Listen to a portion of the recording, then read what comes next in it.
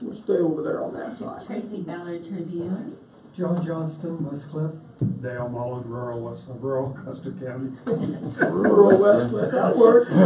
Suburban. Yeah. Jackie? Jackie Hobby, Custer County Planning and Zoning. Terry Munson, Wet Mountain Fire. Go ahead, Bob. Bob Weisenbach from Westcliff. Renee Smith, Westcliff. Ruth Roper, Wetmore Community Center. Jackie Beaver, Sentinel. Thank you all for being here. Appreciate that. Commissioner items. Commissioner Kander. Care to start? Do you have anything? Sure, a couple things. Since we met last Justice Center meeting, I thought went really well. We're looking at some good things. And just so everybody knows, we're looking at the long range Justice Center county seat issues that of the future, trying to figure out what we can do and how in the future we'll be utilizing both this room and the new buildings that we might be able to put together as we go down the road. So I thought it went really well the other day. Also had a 911 meeting that, and as a result, we bought radios. Remember, Tom was there, and we just signed the paper on that new Motorola radios to replace the old one. And Tom brought up a good issue that we discussed as well, and that was the IGA between all users, making sure that all districts are understanding and signing IGAs and that kind of thing. I think that discussion went okay. Work on the road and bridge budget, keeping track of that as we go along. We're going to be able, it looks like, we've had some good things happen. We've had some good comments. Roads are being fixed out there at the dam, the north and the east end of the dam was really in bad repair, and I've got some good comments back there, and the crew went out and peeled a bunch of ruts and ridges out of it and washboards, so and then sealed it. So we're going to be able to do more of that. We're going to have enough, I think, toward the end of the year. We're watching the budget as we go, but we'll be able to do a few more things that you all will find in the future. So I want to hear about them, good or bad. Also, had a good conversation with the engineering outfit that's working. The airport has had a request to use the runway more by the people that bought the south end of Wolf Springs. And as a result, they would like to place, as we talked to you all before, a diesel farm out there to sell diesel fuel, which is a good thing. Along with that, probably a truck in order to load the airplanes. And then in addition, they want to fly in some heavier airplanes than what you see flying around the valley.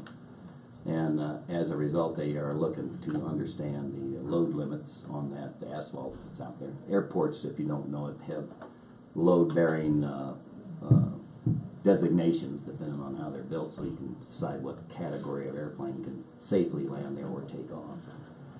So we're working through with Armstrong Engineering. I had a call with them, and we're going to be back in touch with them to understand how they're going to do it, what they want to do. They're paying for any testing that would occur in order to grade that, to type that runway out, as well as are the owners, and I've got a contact that's representing the owners to figure out exactly what they're interested in doing down there.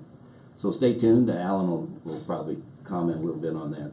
Alan Butler will tomorrow in his report. But we're dealing with them. That's exciting. And we'll be able to get some use on that people are willing to help subsidize out there, which is the good news, as well as the fuel out there, the ability to sell diesel fuel. So stay tuned. And then finally, Clint, we asked, you're working the right-of-way out there on the towers. Any news on that? We got a report on that. Commissioner. Okay. And that's all I have for now. Oh, one other thing. Brenda, did you, the broadband Vail meeting, we've got that nailed down, right? I need to get the agenda from you for the Mountain Summit. Mountain Connect? Yeah, I thought I had emailed that to you. But I'll have to look. You probably did. I can find it again. And I love email.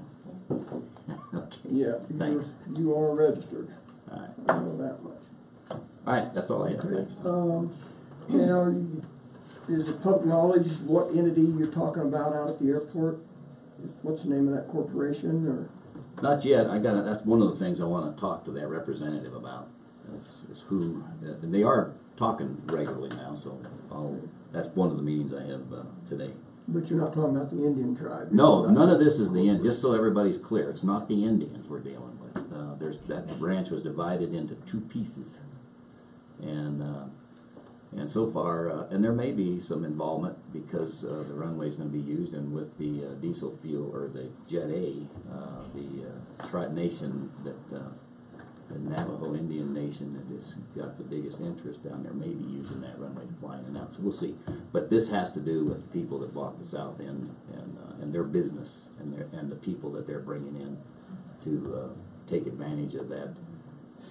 And I think they're working a hunting lodge, a bunch of business entities down there with people coming and going, so they're going to be bringing in smaller than DC or 727s or 737s, but it'll be Gulfstream category airplanes. And Redmond's actually brought a few of those in as well, but they haven't been as big as these guys want to carry.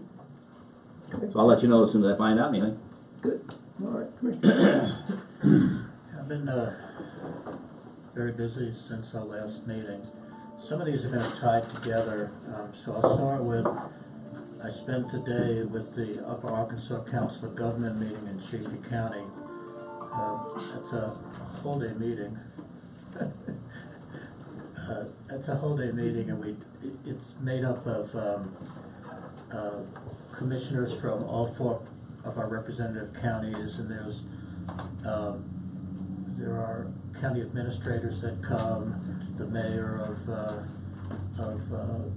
Fremont County comes, Canyon City comes, and it's a quarterly meeting, and it's a wonderful meeting, and we talk about great stuff. And one of the things I discussed with them, we have learned that there is no place for us to recycle and take plastic bags. The last and only place we had has stopped taking those. This will tie in with my recycling meeting that I had. All the counties are having the same problem. Several of the counties are interested in writing an ordinance that says that local businesses can only use biodegradable bags. Apparently they cost the same amount of money. I told them I thought that might be a hard sell in Custer County, but if not, these plastic bags are going to have to go into our landfill. One of our issues I also had, I'll tie these two together, we had the recycling meeting, and that question came up also about these plastic bags. And recycling, we encourage people to recycle the plastic bags. I'm talking about the shopping bags, sandwich bags, all the bags that we have. The dilemma is that we ask people to recycle them because we're going to recycle them. Right now, the problem is going to be that they're going to have to go into a landfill, something no one really wants, but there's really no way around it. So recycling committee is going to revamp their marketing effort in that to say until such time these bags may end up having That's to a go into landfill. multi-county committee. What's that? That's a multi-county committee, is that what you said? At the Upper Arkansas Area Council of Governments, we discussed the plastic bag issue. I met with our local committee, Joe Liebman and several other people to discuss recycling in general. For example, I think everybody knows the town of Westcliff is going to be buying the CMB bank building and will eventually be moving their headquarters over there. We're trying to make sure that we can get the recycle truck to come behind, because we'd like to put the recycling bins behind there. Those are the kind of things the locals doing, but the county... But they don't have a place to put it, what you said. Right. Yeah. But the plastic bag is going to be an issue, and the question is, what are we going to do? So my suggestion is we notify people that please keep recycling them, although they may end up in a landfill. As soon as we find an outlet for it, obviously we'll fix that. I met with Custer County Kids Council, Rich Garvin. Right now the school is sponsoring the one employee they have. The employee is paid through grants. The way the grant is written from the state is the person must be an employee of the entity that's sponsoring them. The school can no longer sponsor them because of para. It becomes too expensive, so Butch Garvin came to me and said, would the county be interested in doing this? Previous administration that I was with offered to do this in the past, and then the Custer County Kids Council decided they'd rather do this with the school because it made more sense, it's all with all the kids. But since it's not going to be feasible with the school anymore, Butch and I met with Donna Hobby to discuss how could we do it if the commissioners approve this, of course. How could they do it? And the consensus was that this would go through our public health department. This person would actually, her name is Kathy, would actually be an employee of the county. Every penny would be a pass-through, a reimbursement from the state. So this is going to come probably in a May 30th meeting. I just wanted to kind of give you a heads up on where we're going, and it seems that Donna has also spoken with Mr. Paquette, who said that he had no issues with this and it would work just fine. There's no cost to the county, it's just that we'd be the sponsoring entity. I met with Affordable Housing at great length. First of all, we had a meeting here, and then I met with them privately, several of the members of that committee privately after that. We've discussed the potential of having a Custer County Housing Authority, and why would we want to do that? The purpose of the Housing Authority, if this tribunal agrees to do this, and we'll get a much more information, I'm just kind of laying some groundwork right now, is that this is the mechanism that's needed to procure grants from the state and federal government for affordable housing. Now, we're not talking about Section 8 housing, we're talking about affordable housing, so we could have workers who need jobs, teachers, firemen, sheriff deputies, people who are starting out in their career aren't making a lot of money at that time. There's housing available for them. We've been talking with a gentleman named Tony who builds affordable housing. He's a really great guy. Of course, if we have a building, they'll go out for bid and follow our procedures, but he's given us a tremendous amount of information on how affordable housing works and where we do, and he's the one that first brought up the concept of a housing authority in Custer County. Since then, we learned that most of the counties that procure affordable housing for their folks have a housing authority, because that, like I said, the mechanism to get funding. I guess I'll talk about, if this is the right place, about the Wetmore men's room ongoing dilemma. Is that, I thought we had that on the. Is it on the agenda? Yeah. Okay, I'll just leave it then. Let's see. I thought the courthouse assessment meeting was excellent. I think we're in I think we've cleared up a lot of things in terms of, I think the consensus, and I'm not speaking for the committee, but the way I took out of it is that we would rather use county-owned land than actually purchase land, just to save the county taxpayers money.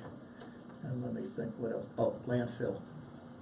We met with Golden Engineering, all three of us, and I want to compliment the three of us because they made that comment that this is the first time that all three commissioners cared enough to come out to learn about our landfill. As you may know, our landfill is going to be, with nothing, if we don't do anything, in about, 6 years, Bill? About 5.5 years, 6, yeah. our landfill will be full.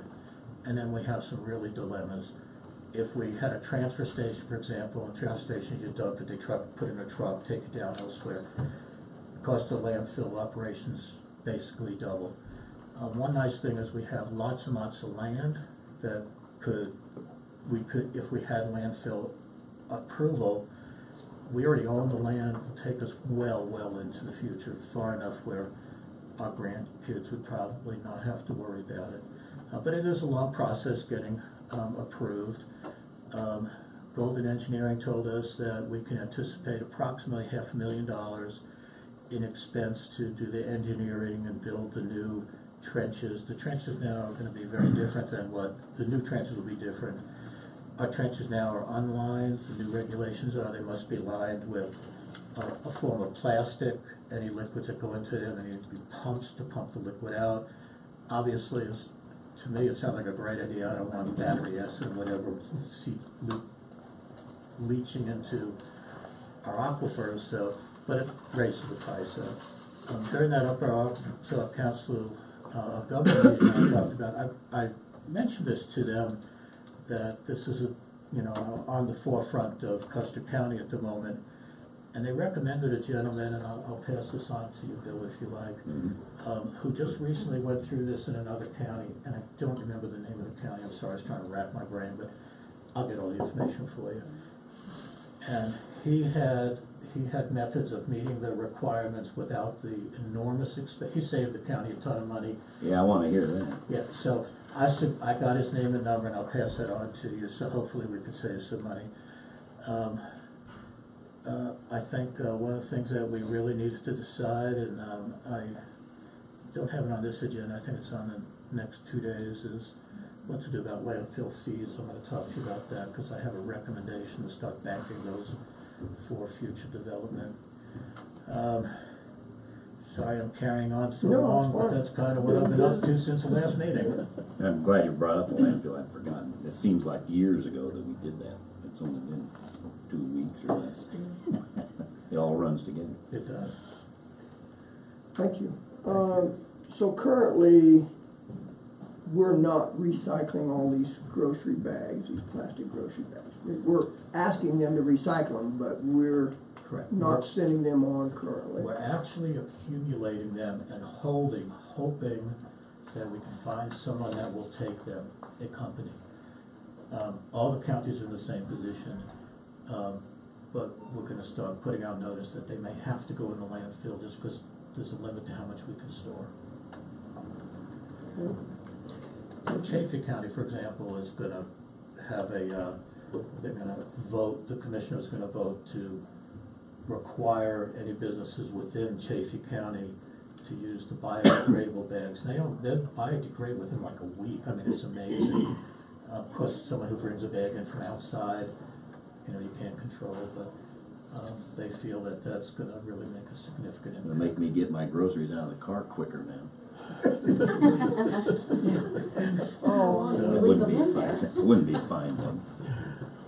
okay. Anything else, sir? That's all I have. All right. Thank you. Thanks both of you for your reports and your work. Obviously, you've been busy.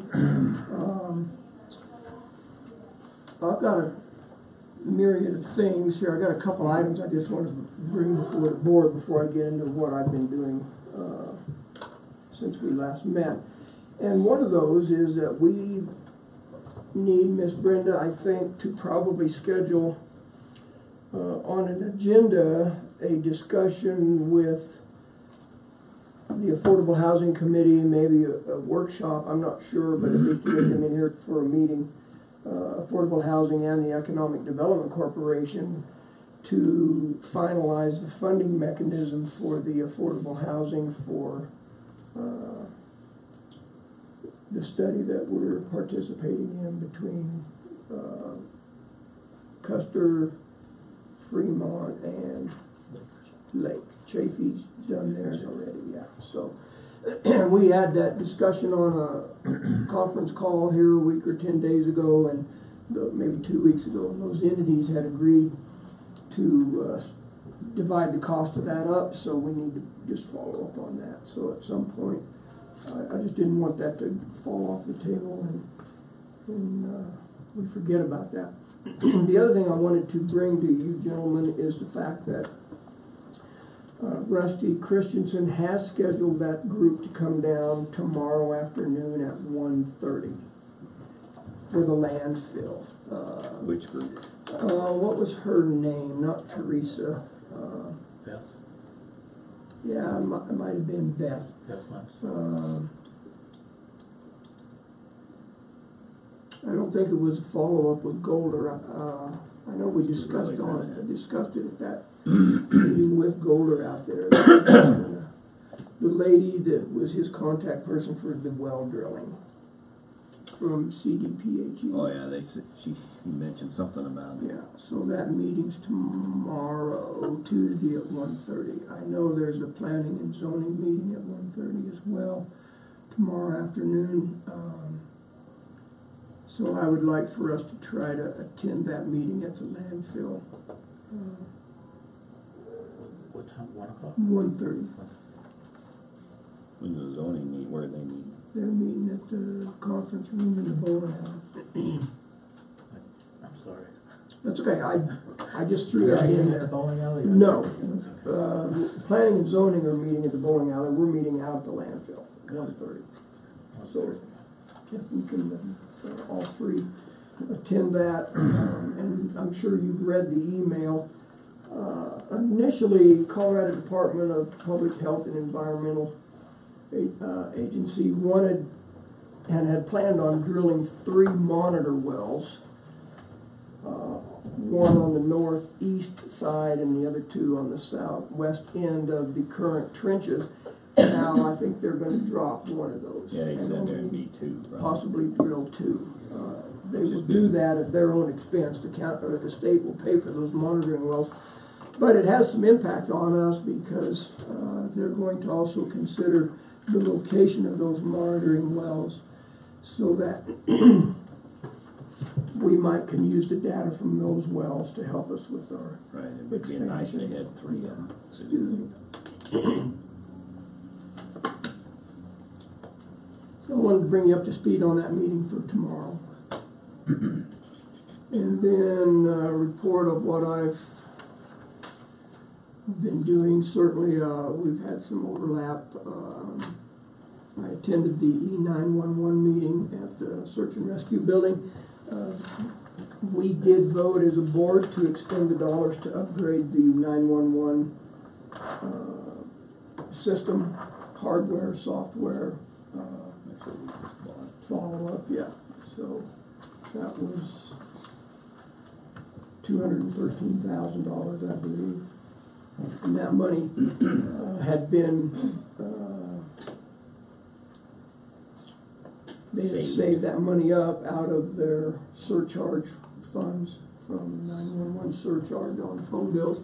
So it was nice that they had managed that that whole thing, so they had the money there to pay for that. And so we're off and running on updating the 911. And then that was on April 19th. Also on the 19th, I attended the Round Mountain Water and Sanitation District's public meeting down Bill was there as well, down in the conference room at the bowling alley.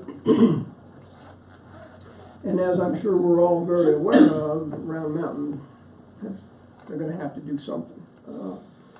And so thought that was a good meeting. The business owners certainly indicated to Round Mountain they felt like Round Mountain needed to do something differently than what they're planning on right now because they're just afraid they're going to force those businesses to close their doors because they just can't afford those water bills. And primarily of the businesses that were there was represented an increase on their monthly bills anywhere from 100% to 700%. One business was there, said their bills were going to increase by 500%, the other one said 600%, and then the 700% increase business was not there, but had conveyed that to the other commercial businesses in town. So there's some concern there, and I almost want to say we are having a problem. Well, it's not the county. The county really does not have anything to do with that, but I feel like it's a community county-wide problem. I'm not on it. Obviously, I live in the county, but I'm certainly I feel bad, as I'm sure everybody in the county does. Excuse my voice this morning.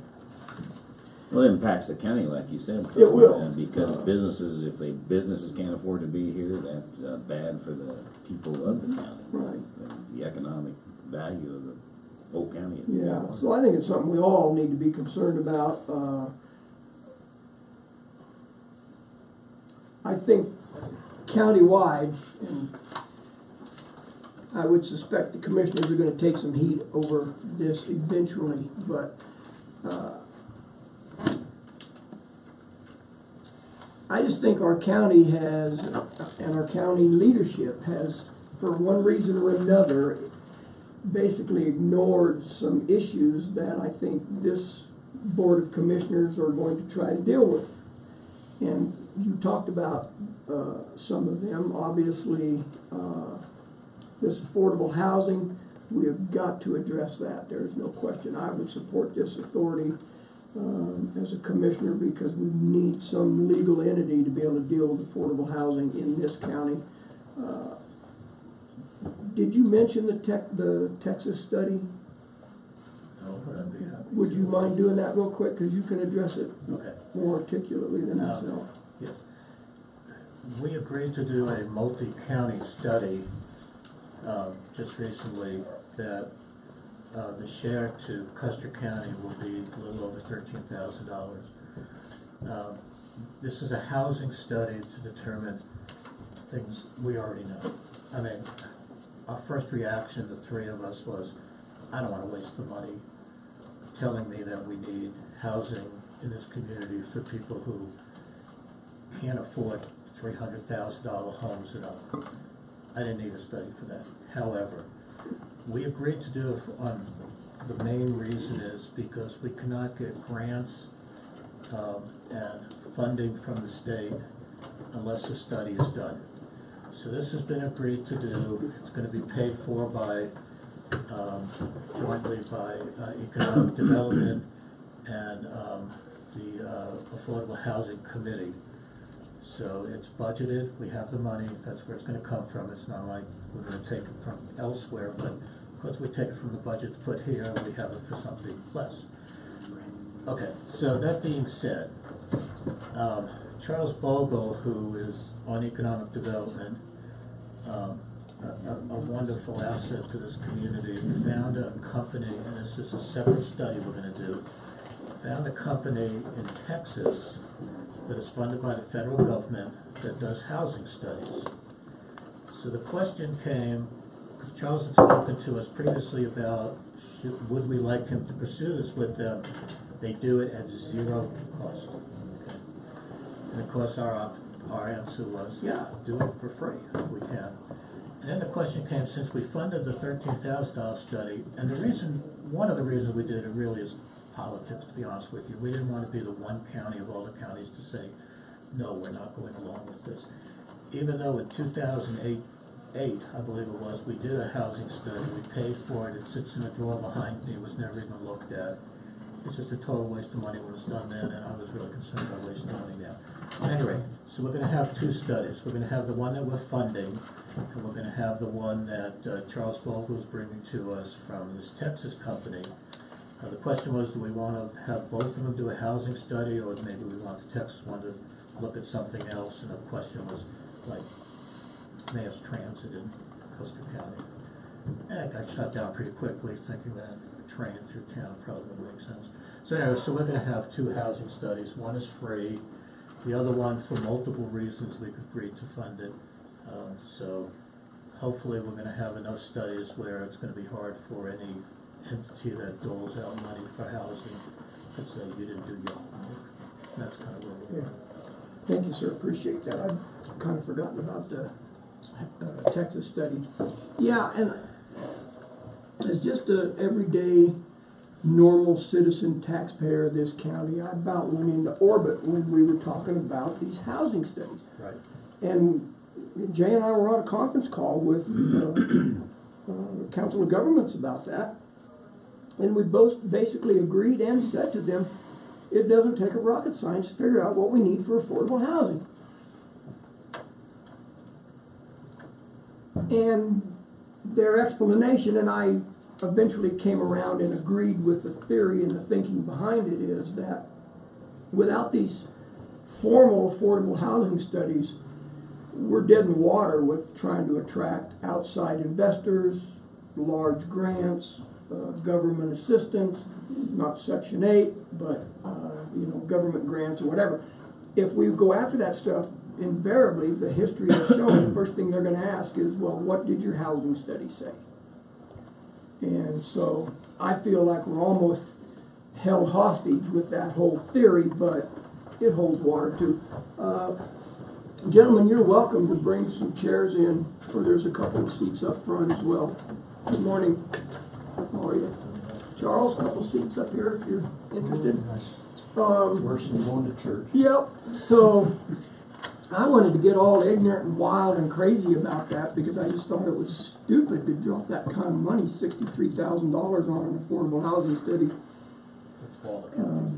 for a tri-county study. And I said to them, I'd be very concerned. I don't care what Fremont County's doing. They got 55,000 people in their county. We got 4,500. I'm more concerned about what, and they assured us that what applies to Custer County will be in that study. So we agreed to go all in on that, and that's reference back to my That was other after the comments. meeting we had here. Right? You were on the phone. Yes. They discussed Yes. that when you were in here. Well, no, our phone conversation was prior to Prior to Judy that. coming up, or Judy's Right. representative That's coming up. that's why Judy came up, because we basically said, This is crazy. we're not gonna spend $13,000 of money that we, at the time, felt wasn't budgeted for a study to tell us what needs to be done. Right. And since then, two entities stepped up and said, we'll fund it out of our budget, and we said, no problem. Yeah. So I think the four things that are really gonna come to the forefront, and I think I'm a little concerned that, one, how do we get the word out to the community? How do we express, as a commission, our intent and desires and our beliefs in moving forward with the county, how that is going to happen?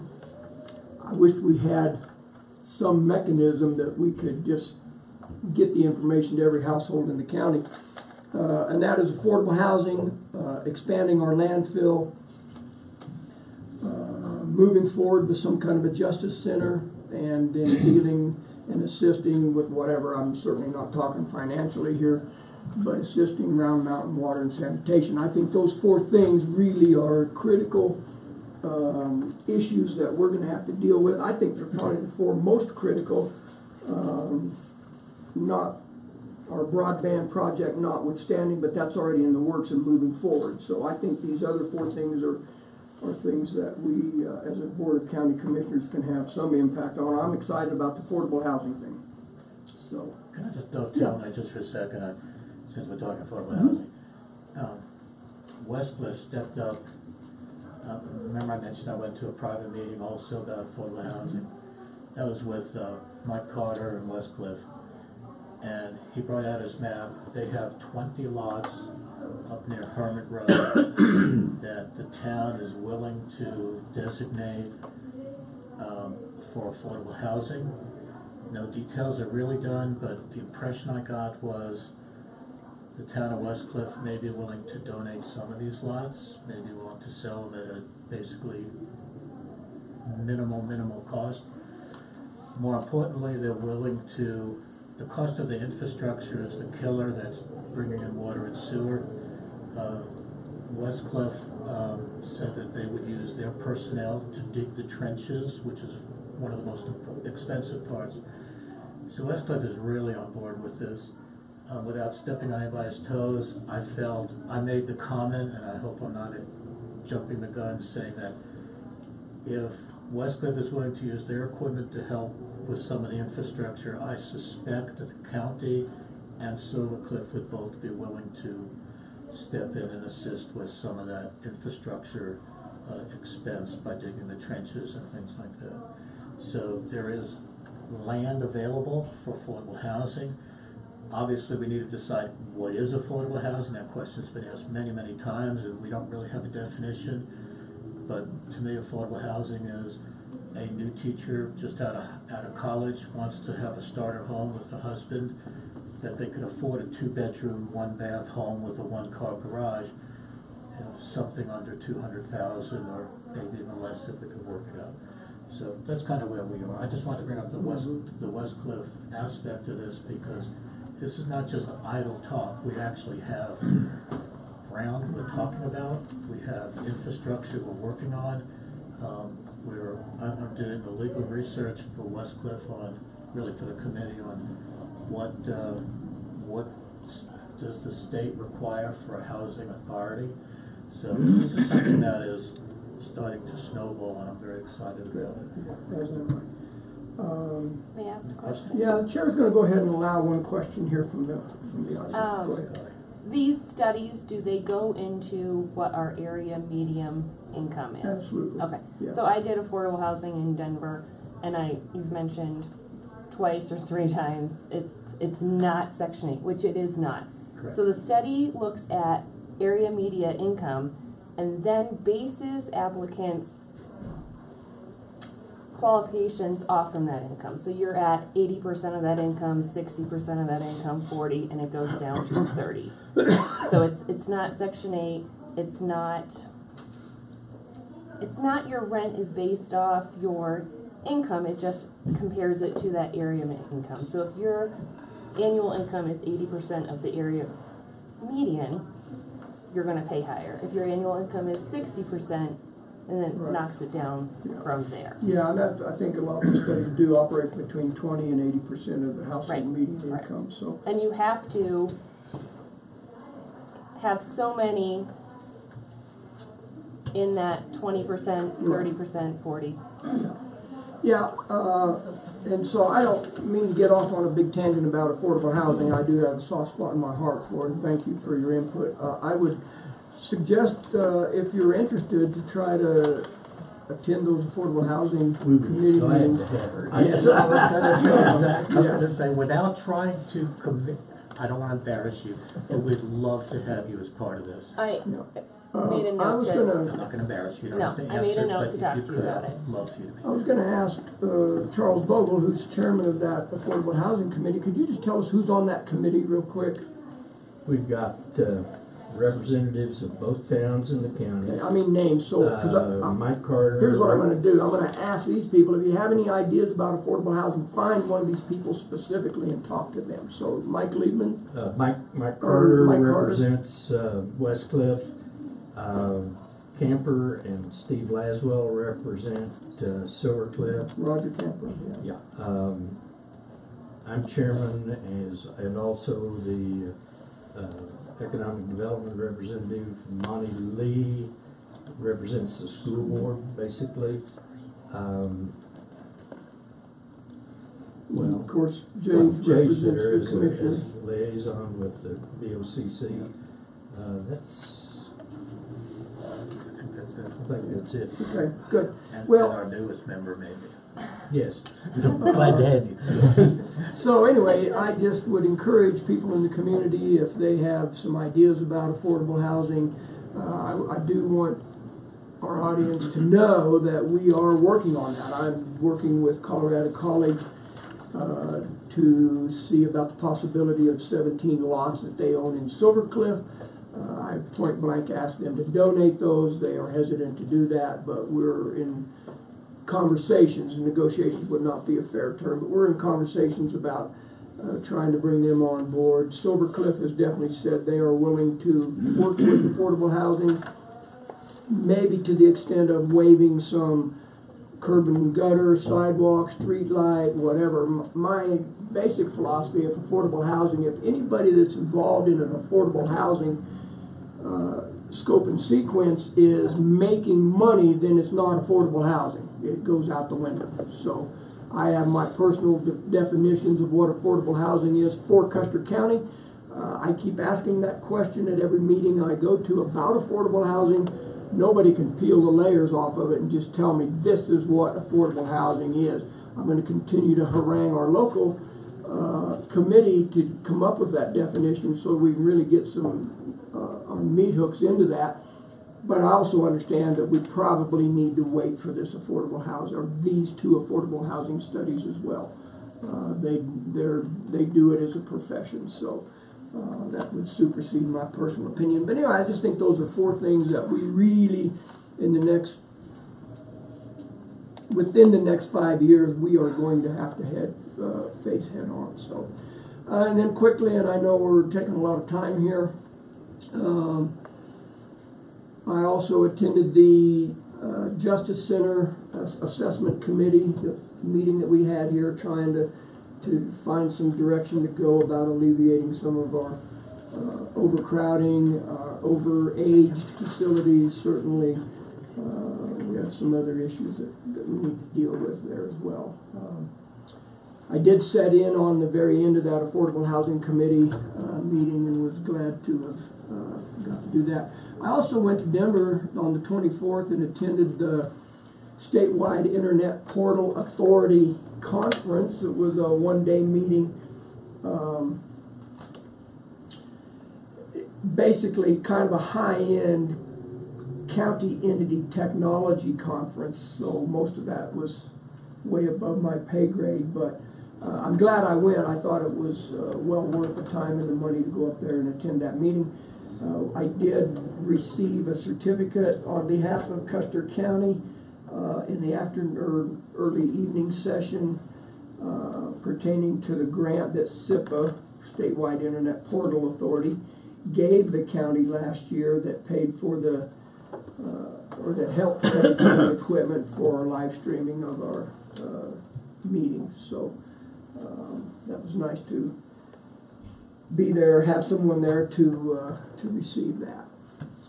I also attended an ag disaster training and emergency planning meeting in Salida on the 25th.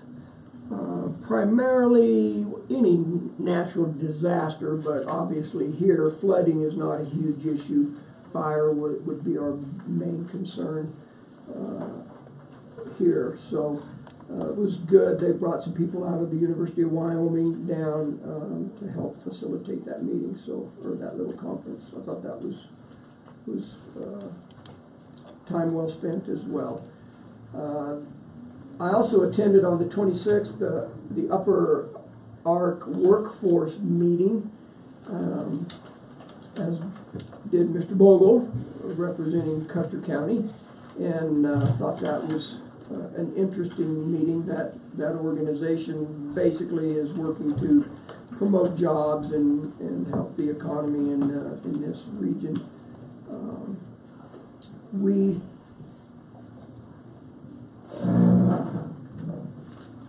This could get me in trouble. We made an executive session, Charles Bogle and I did, but we did indicate an interest for our county to host their next meeting July 26th. So I would strongly ask that all three commissioners be able to attend that meeting. I think since we're the host area, July 26th, I believe, 9 o'clock in the morning. It's already been coordinated. I've already talked to Tony's to host this. Okay, good. So we'll probably have that up at Tony's Mountain Pizza. And that group was very appreciative. I don't want to say very impressed, but they were very appreciative to have a commissioner from Custer County be there and represent our county. And I know they would just think the world of us if we could all three attend that workforce meeting on the 26th of July. I'm hoping to set up a little tour of a couple of businesses around the county, maybe right before lunch or something on that. So obviously down the road a little ways, but and then on the 26th, I attended a weed advisory board meeting, of which I am a member of that, as is our attorney Clint Smith and our administrative assistant Brenda Gady. So we are back up and running with that weed advisory board. That is mandated by law that we have that in place, and so we are working towards an inaugural launch. Well, it was our second meeting actually, yeah, but we are making progress there. We're going to enter into a discussion with Werfenau County about utilizing their weed manager, at least for this next year, yes. And then the 27th, I attended the 4-H speech contest out at the Saddle Club. I can tell you, if you weren't there, which most of us were not, It was a treat. I'm telling you, those kids did an amazing job, and they had a couple of home run hitters. I almost thought about asking the one young gentleman to come and give his, I think it was his prepared speech. He can make a living on the comedian stage and on a public speaking tour. He just did an outstanding job. Tracy nodded her head because she was there, and I'll tell you, they did a good job, and so I was glad that I was able to attend that. So I think that's enough yakking from me about our commissioner items and what I've been doing and where I think we're headed as a commissioner. Anything else, gentlemen, before I move on? Okay, good. Attorney items. Buck Wenzel from the Sheriff's Office asked me to look at the contract for the 911 authority, and I did review that and told her everything looked good to me, so that's the one that you signed and all that's taken care of. I reported last time I'd sent a letter to Tom Redmond's representative about that vacant land at the airport, and I haven't had any response to that yet, so What was that lady's name, sir? Sorry to interrupt you. You don't have it right there. Okay, that's fine. She's in Minnesota, but I don't remember her name right now. I also attended the Justice Center Committee meeting. That's the official name of the group. Last week, Sheriff Byerly's the chairman of that, and the commissioners are all there, but I want to add just for the public the record here that even though there's discussion, there aren't any decisions made by the commissioners. The commissioners are involved in that to be kept fully apprised of what's going on in this effort to figure out how we can possibly afford a new justice center and where it might be located. As you mentioned, I was at the Weed Advisory Board last week, and that meeting, and my expertise in the area there existed. The fact I own 40 acres of land, and that's a requirement. That's why Tom and Brenda and I are all on the board. The majority of the members have to be own at least 40 acres. But I am starting to study up. Right now I'm about 90% sure I can recognize a dandelion when I see it, but I plan to be able to make a contribution there. Jackie Hobby asked me to prepare a resolution that's on the agenda today when she's speaking, and so we'll be talking about that when that comes up. Sheriff Byerly had a personnel issue, and Donna Hobby and I got involved in that, and Donna also solicited some advice from CTSI, the entity that insures the county, for input, and then the sheriff actually had a meeting with the employee, and I sat in on that meeting to talk about the problem that was occurring, and I think there was a resolution of it based on that meeting, so I think that issue's been taken care of for the time being. And then finally, I was contacted by the attorney representing Claudia Morris about the easement up to the tower. And since it does go through her land there in Silver Cliff Ranch, before I talked to the attorney, her name is Lucy Walker, she's out of Boulder, I actually went out there with Kit Shy, and he took me on a tour all the way up there, and very, very informative. And I actually imposed upon him to take me a tour of other places I hadn't been, just to get some input about the county land. But I understand a lot better about that easement now. And on Friday, I got an email from Lucy Walker, the attorney. She is, I'm assuming, is here now, is going to be in Custer County today to meet with her client. She wanted to sit down and talk to me. And I told her if she could meet me here at 1 o'clock, I would meet with her. And I said perhaps one or more of the commissioners would like to be present for that meeting. It's I still don't really know exactly what they're asking for, what her client is asking for. So I obviously can't commit to anything on this until I find out what they want. But I certainly have an understanding of the physical layout of the land and the easement that goes up through that property. So I'll keep you informed on that. And I guess that's everything I have to report today. Yeah, I know Bill has been up there, as have I, and it does help once you go up that road to get an idea of where her property ends, what she's done for improvements. I understand that it's been re-gravelled, or she has gravelled a portion of that. We thank her for the donation. And I've had a couple conversations with Claudia about that. She continues to affirm the idea that they are all in about making sure that road is available, that we can always have access to that, even though that road does cross her property. But I think probably they're trying to determine what is exactly the legal right-of-way, who owns what. I don't know. So thank you for representing us on that. And I have some opinions about that, but today isn't the time to talk about any of that. And I know they had gone through kind of that same process with the town of Silver Cliff and seemed to have reached some mutual agreements with all of the issues that were brought forward. So I'm assuming the same thing can happen with us. So I thank you, sir. Appreciate that. Administrative assistant items. I don't have anything at this time. Okay, thank you. Thank you for all your work. There's an unsung hero back there. She makes at least the three of us look pretty good up here. She does a lot of work, and I appreciate that, Miss Katie. Thank you. Hard to get a leg up on that when you think you're going to say, oh, by the way, I need this. What's in your inbox? Okay.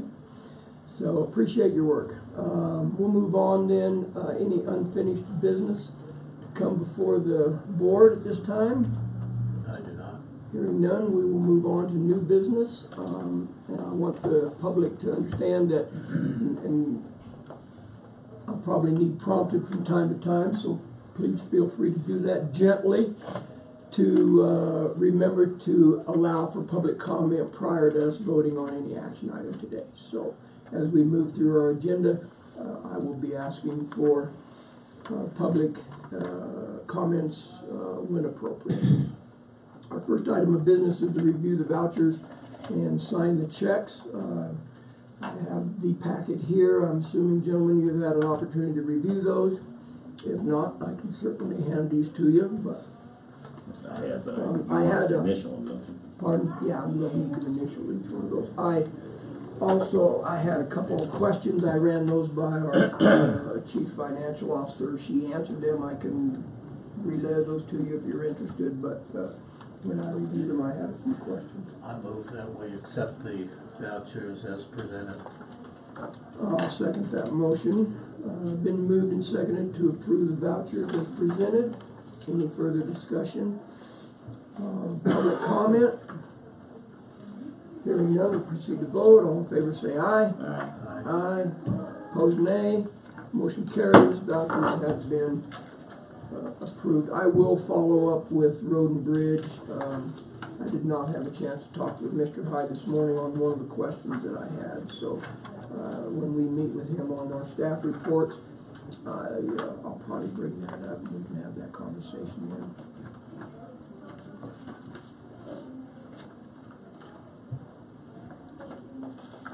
Thank you, gentlemen.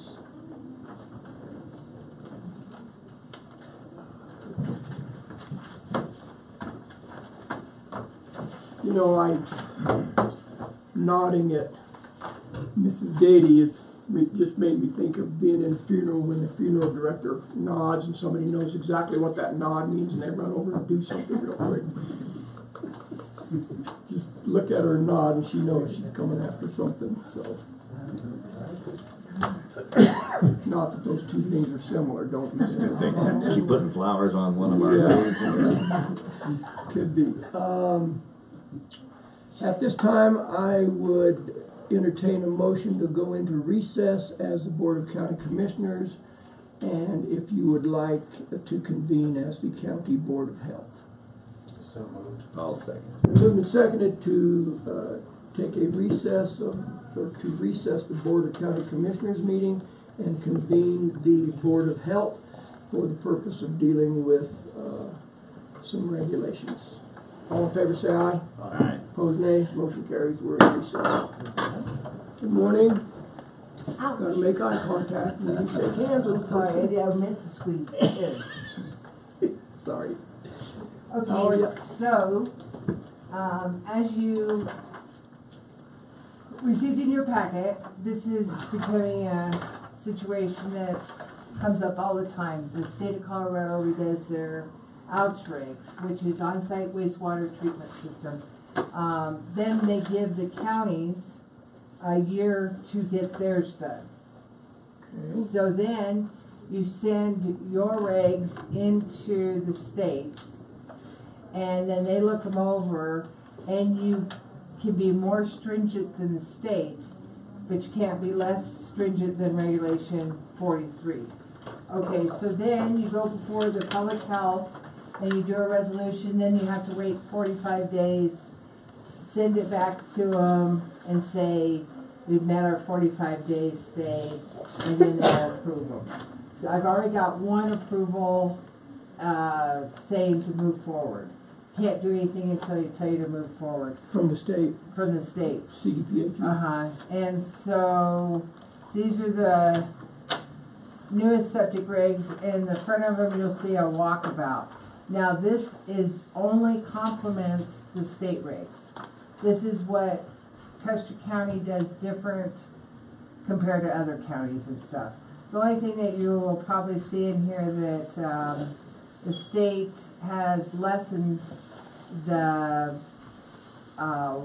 perk or the soil analysis to 4 feet of water, and I disagree with that. So I did the 8 feet, which is more stringent. And we had a little discussion about that, but,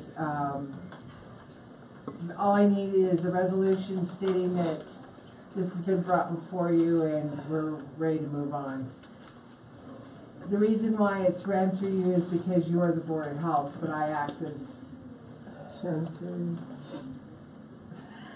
And the purpose of the 45 days, if I'm not mistaken, is to give the public an opportunity to comment before. Okay, we're gonna put this out so that in a newspaper or somewhere so It the goes, public knows. to all my septic contractors, via their email. Okay. But I'd be willing, if you would like, if you think that that would be helpful too, because I'd like to do, actually, I think that was a great idea, because I'd like to do twofold. I would like to do the septic regs and the zoning regs, and have two notebooks in my office so that people can come look at them. I think that's really a good idea because your septic contractor, someone may bring one in from somewhere else who doesn't know, just if you give it just to them. So I think the purpose of public notice really we ought to try our best to get it closed. So I appreciate that, thank you. Thank you. Let's deal with this, then I got a couple questions for you. Yeah, we're good, and there's nothing new other than what you said, the 8-foot requirement we've had forever. Correct. No, and then, the regulation that the state did, this is just, yeah. And it goes into, it's already in effect, so we're all working off that. So I've read this and I'm trying to wrap my brain around, what is it, is this just a formality or is there something that actually changed from the previous regulation on septic systems? Yes, they changed the, in fact, I attended a meeting last week in Salida, and the gentleman that is the head of the outs at the state level is going to be sending a red line. But I think they just made things more clear because a lot of loopholes were in the first one. Okay. And it's amazing how they changed some stuff. They really didn't do anything that would affect normal contractors, just Okay. basic verbiage. Now with mine,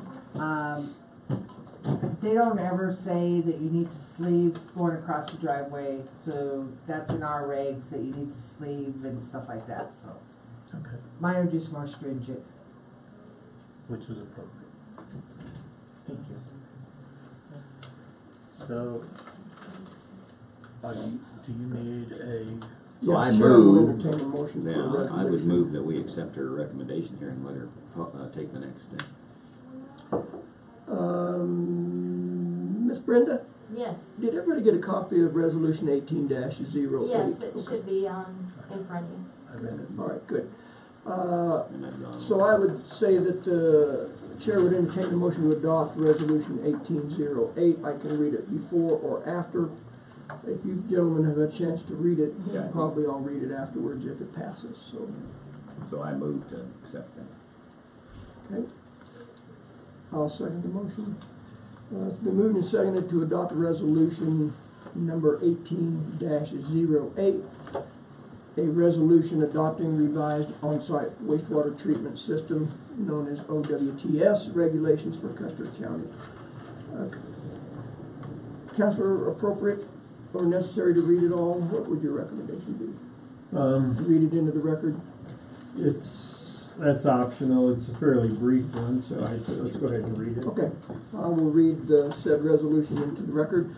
Whereas the Board of County Commissioners for Custer County, a political subdivision of the state of Colorado, also sits as the County Board of Health, and whereas the Custer County Board of Health has considered a proposed revision for the on-site wastewater treatment system, OWTS, regulations for Custer County, and whereas the proposed revision has been examined by the Colorado Department of Public Health and Environment, the state agency responsible for supervising the OWTS regulations adopted by each county in the state of Colorado, and has been approved as presently written, and whereas the Custer County Board of Health finds that the revised regulations attached to this resolution as Exhibit A are in the best interests of the public health, welfare, and safety of the citizens and inhabitants of Custer County. And whereas a public hearing has been held on this matter this 30th day of April 2018, after giving proper notice as required by law, now therefore be it resolved that the on-site wastewater treatment system, OWTS, regulations attached hereto as Exhibit A are approved and adopted this date, with said regulations to become effective 45 days after the date of this resolution. Upon such effective date, all former OWTS regulations for Custer County shall be repealed. Done this 30th day of April 2018. Signatories, myself, Commissioner, Mr. Canada, Commissioner, Mr. Prince, Commissioner, Ms. Kelly Camper, attestation. Any further discussion, comments from the public? Hearing none, we'll proceed to vote. All in favor say aye. Aye. Opposed, nay. Motion carries. Resolution 18-08 has been approved. And while we're getting these signatures, I have a couple questions for you.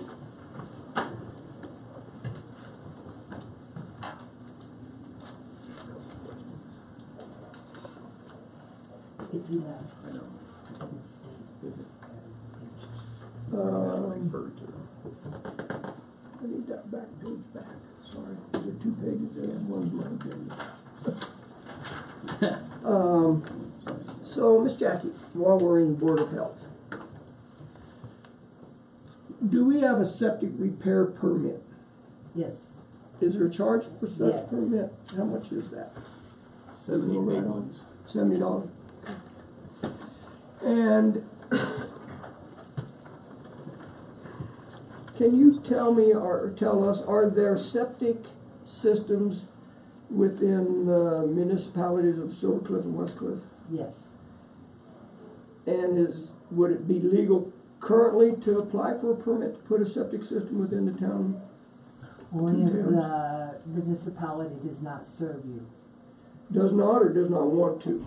Does not. So if they do not have the infrastructure in place, Then I receive a letter from Round Mountain stating that your particular property can have a septic system. You cannot move forward until I receive the letter. okay? And if the infrastructure is in place, available to a landowner, could they get a septic permit? No. Okay, thank you. Go ahead, Commissioner Prince. I was going to jump in. It's actually, and correct me if I'm wrong, my understanding is that Round Mountain has to say that it's not available, not just they're not going to. Correct. It's Okay. where they don't have service. They have no service. Like when you go up the highway in Silver Cliff, on the left, on the north side, we just got through doing one up there on French Street because they don't have, but even though Round Mountain was close, the expense, since they don't service that one block, they actually asked if I would ask the homeowner if he would hook on. And the homeowner said no, and there's no way that you can force them because they don't service that whole line. Had the line already been there, that conversation would have taken If place. that line would already been there, then, they wouldn't even had the opportunity to come before Right, us. right, they'd have to hook on or do without, can't put a septic. What about a well? Obviously, Senate Bill 35, Yes, would it apply in towns? no, So that somebody could drill a well on their property in the towns? yes, because all of Silver Cliff Ranch is wells and septics because Round Mountain doesn't service them. What if Round Mountain did service, could they still drill a well? No, Probably couldn't get permitted from the state to do that. can't get permitted from the state. Right, because it's a municipality. I'll defer, I don't know, I'll believe you. Do you know, do we have any wells within, and I'm not talking about necessarily Silver Cliff Ranch, I'm talking about the two towns proper. If I owned a piece of property here in town, could I drill a well on it? I do not believe so, Okay. but that would be up to Division II Water to make that judgment. But I couldn't use the case, I need a well because Round Mountain doesn't have service here, or I don't like their service, or whatever. You could probably use the case that Round Mountain doesn't service you. Right. But then But- you would have to get a letter from Round Mountain stating that they don't service you. Yeah, it'd probably interfere with the, water rights, you know, the 40-acre per Yeah, well, 45 et cetera.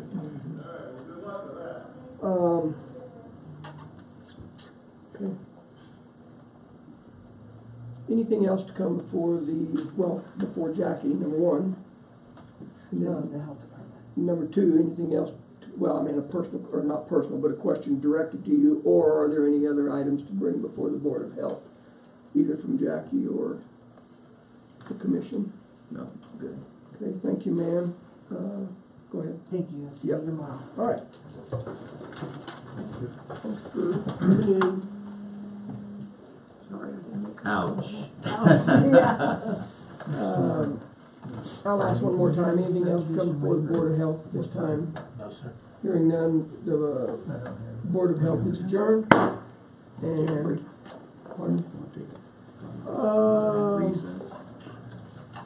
Let's see where we're at, let me get out of this real quick. We're still in recess as the commission. Yes, sir.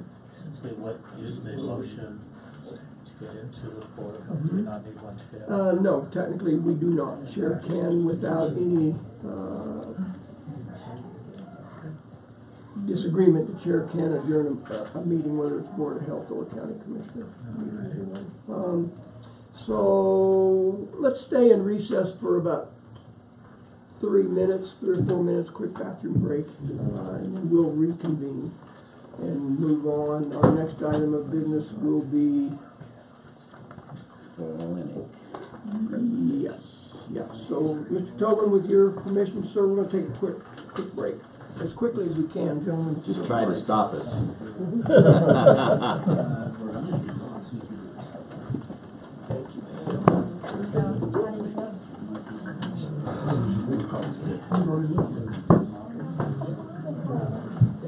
I'm sorry. I saw it. Juked you out. Did you think yeah, but it sounds better than I didn't get to stay very long. I had to come here. Yeah, I thought. some of the people. Oh, hello, Charles, how are you?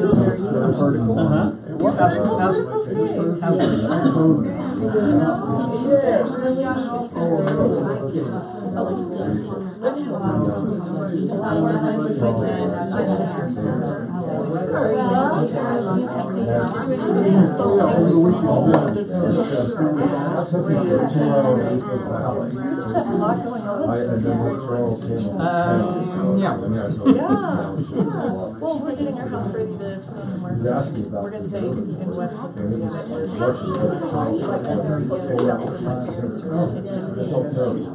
That's always you don't want Round Mountain water. I don't. Trying to read this over because I want to be near my parents. That's all I got. That's all I have. Just outside the they're actually doing really well right now, but my dad had a fall and a head injury that required several brain surgeries. It's like it just made us really aware that right there. And my son's in every sport, we're driving back and forth back. So I like living where we live, but it's good to be right there. It is. Yeah, we can just kind of like right on. That's awesome.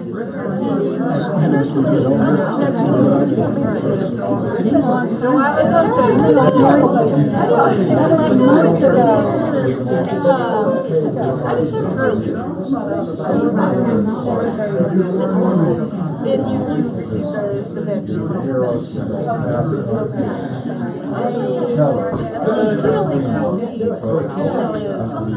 It was in the library.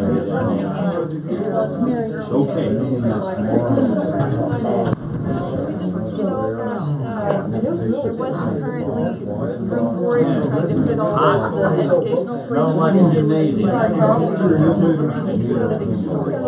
Oh, I know. Isn't that true of everybody everywhere? I know. All this stuff that is They were all about it. I'm comfortable, but I'm not sitting back there.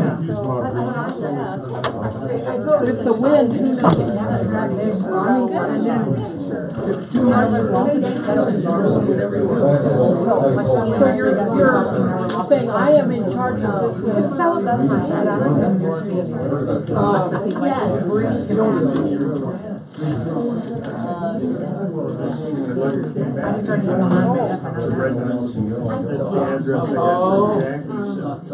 so wrong address. It says not deliverable address. I've got her number somewhere. I'll retrack it down for you. Kelly, you don't have to do Redmond Secretary's that phone number. I know Scott does. I was gonna say, I would do, but I wasn't. Yeah, I'll track it down and we'll. You're hung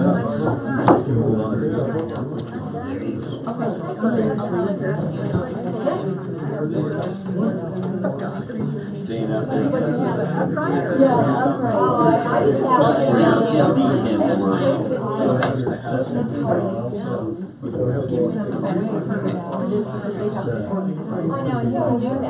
Flower, good morning.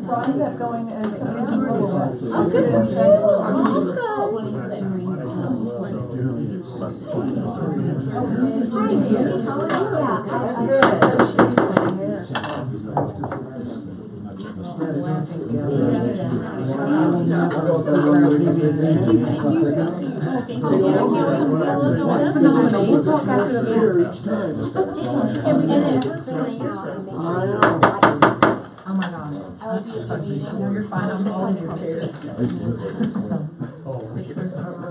Chair's being polite, but the gavel's gonna get louder if somebody doesn't have a seat. Thank you. The Board of County Commissioners meeting will reconvene. Let the record show it is 10:19. And with that, we will move on to the next item of business, which is a presentation of or from the Custer County Clinic by Mr. Tober. Welcome, Bob. Bob. How are you, sir? Thanks for being here. Thank you. How are you? Please have a seat.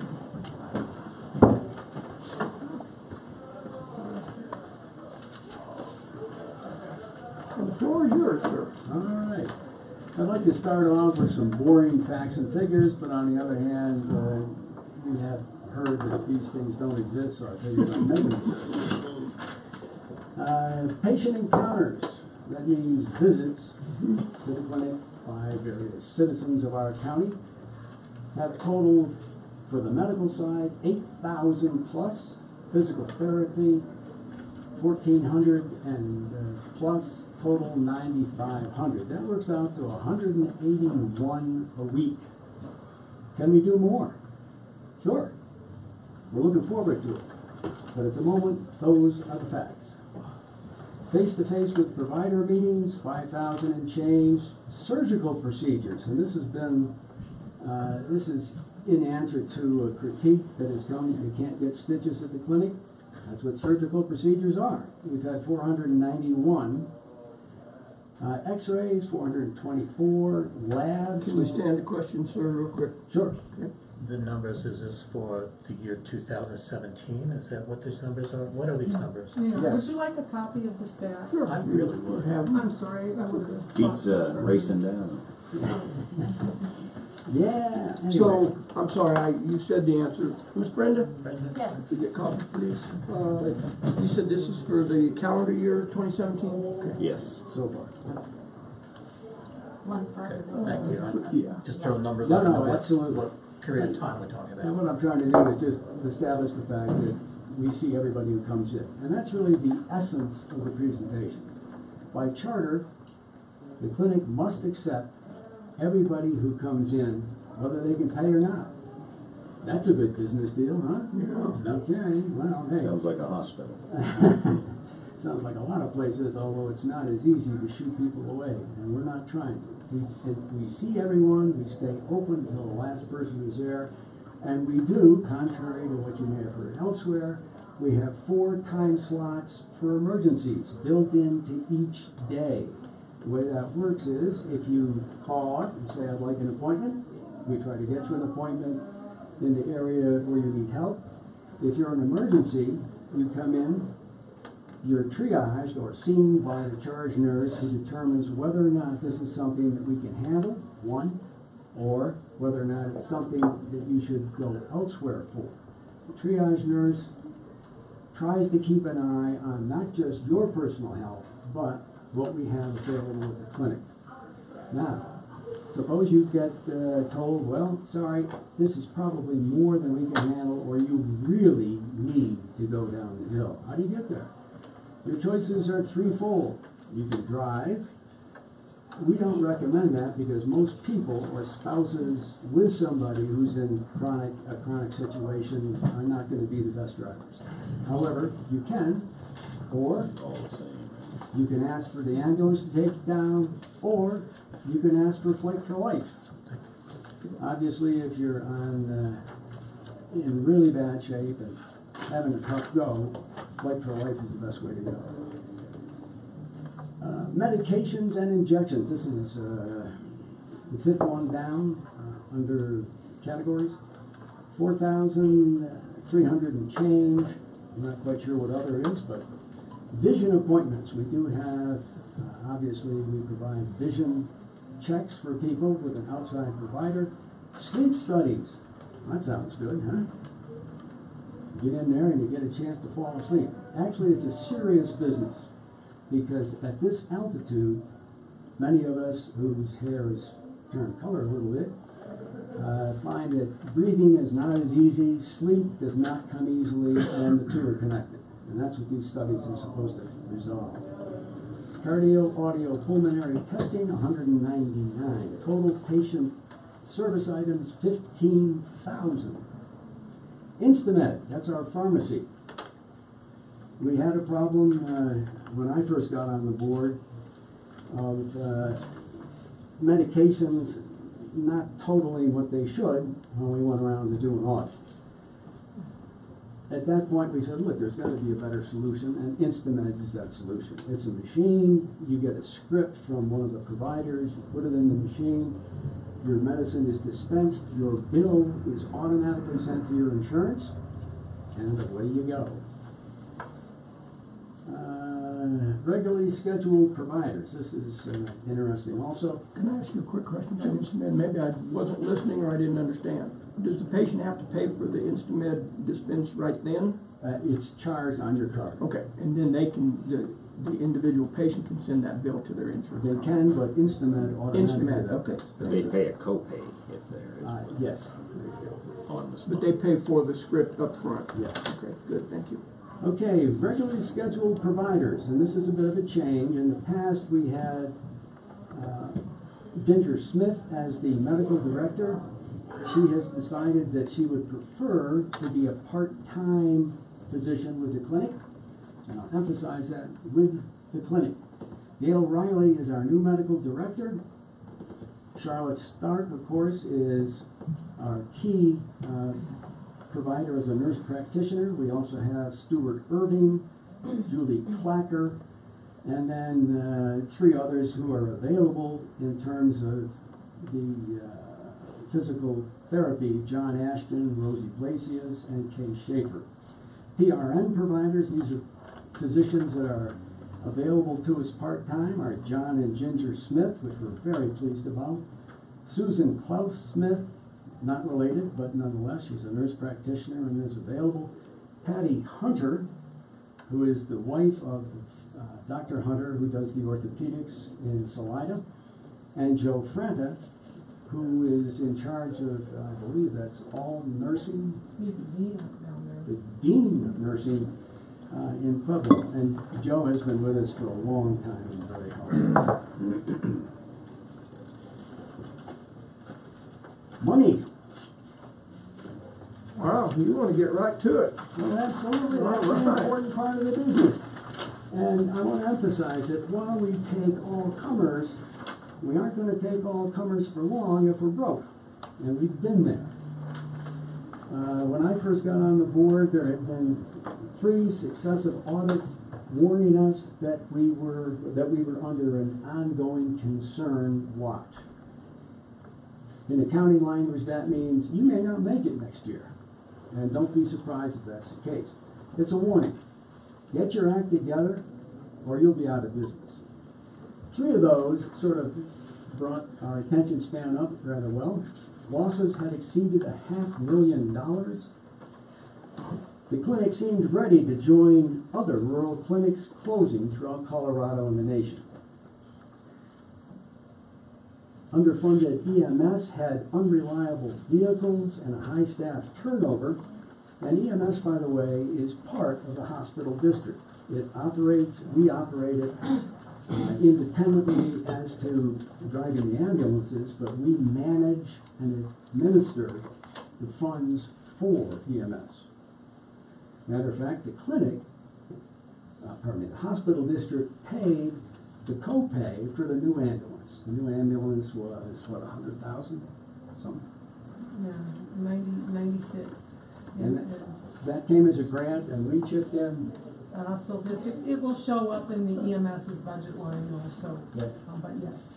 We chipped in around 10 grand to make sure that happened. That matching funds for a grant, as you all know, is not uncommon, but you gotta get the matching funds from someplace. Okay,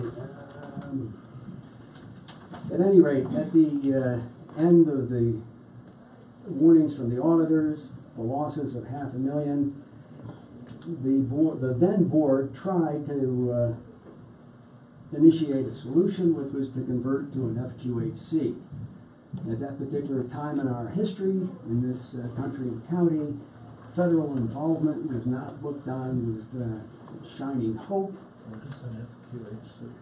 Federally chartered rural health center. Federally qualified. Federally qualified, I'm sorry. Thank you. Teresa, by the way, I is hope here that to was okay. keep me on the straight and narrow.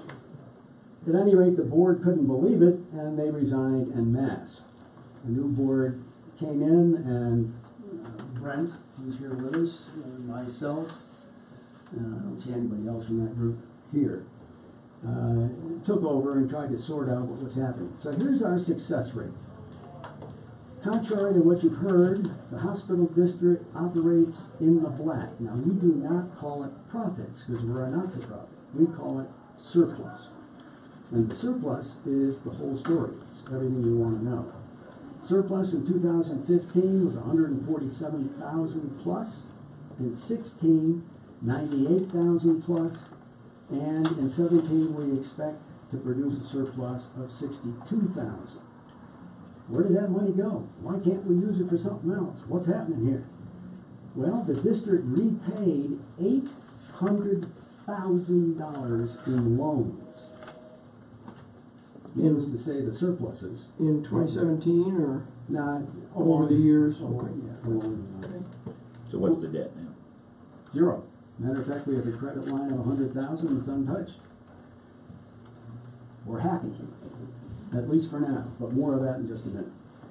Our current patients per week is 181, which we're quite pleased with. I mentioned a new medical director, 3 nurse practitioners, at least 2 doctors on call, and in-house physical therapy services.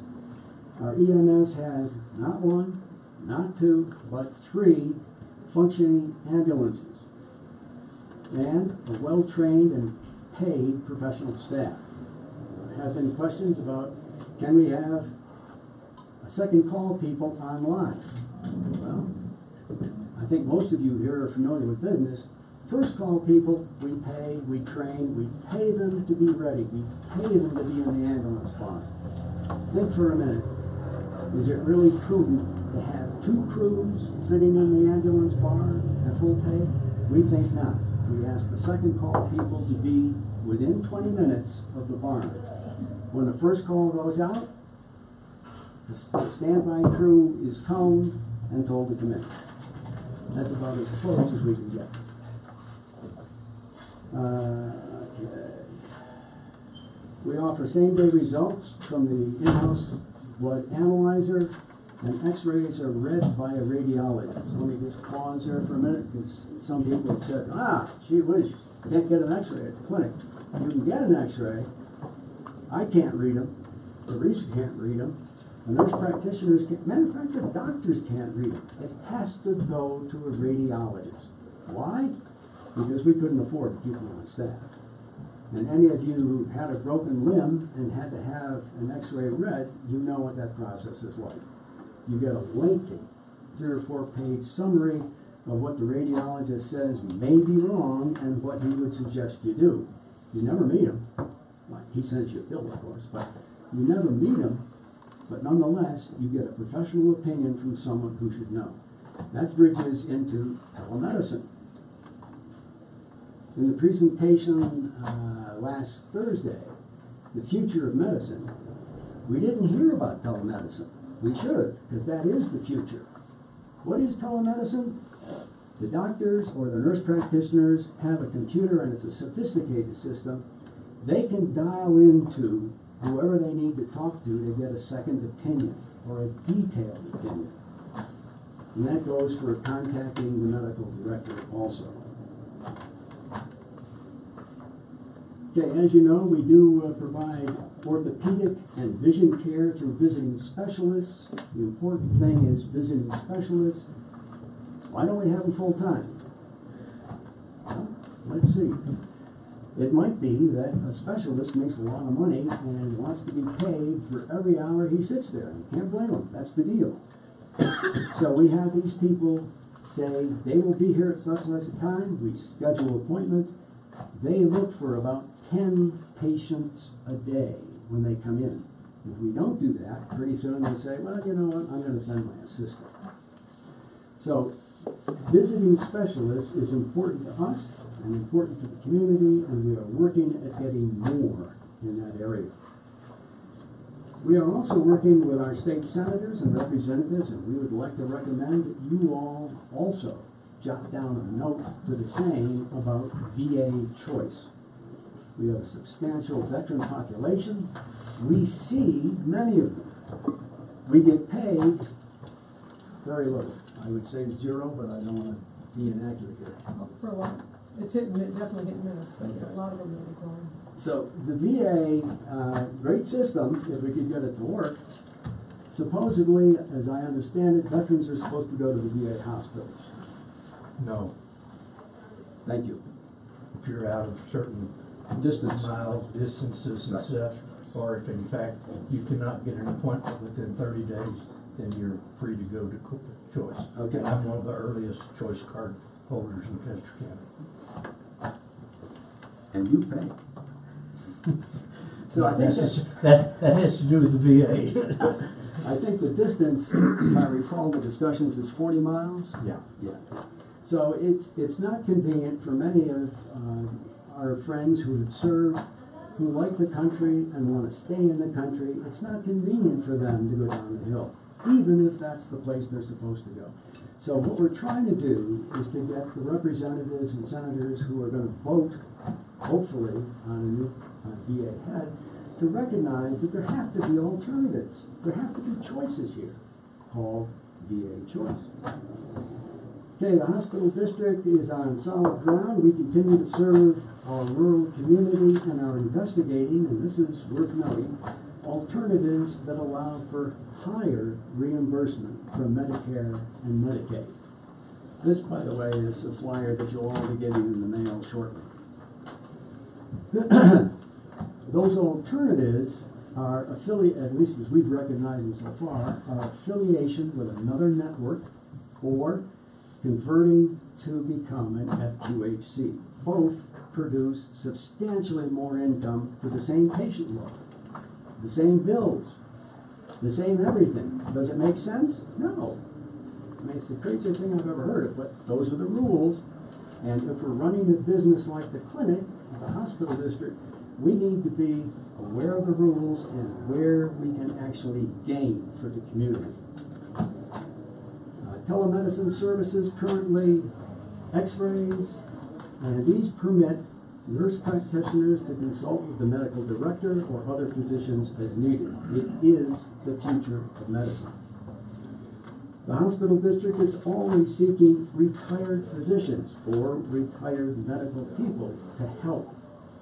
Now, the difficulty is that when you retire in medicine, you lose your insurance, right? Or you cancel your insurance because it's frightfully expensive. If you say, well, gee, I live in Westcliff and I could do an afternoon a week, or I could do a day a week, the insurance bill is the same as if you were doing 7 days a week. It just, we need to change that, obviously. In the future, our clinic should see more visiting specialists, such as a dermatologist, and finding a dermatologist any place, even a private dermatologist, for those of you who may have used one, is difficult, let alone to get one up here. Very difficult. Also, an OBGYN practitioner, a pediatrician, a gerontologist, a nutritionist, and a mental health care professional. These should be available to us by telemedicine. That's what we're obviously exploring. One last thing. Financial information on the clinic is open. We're public.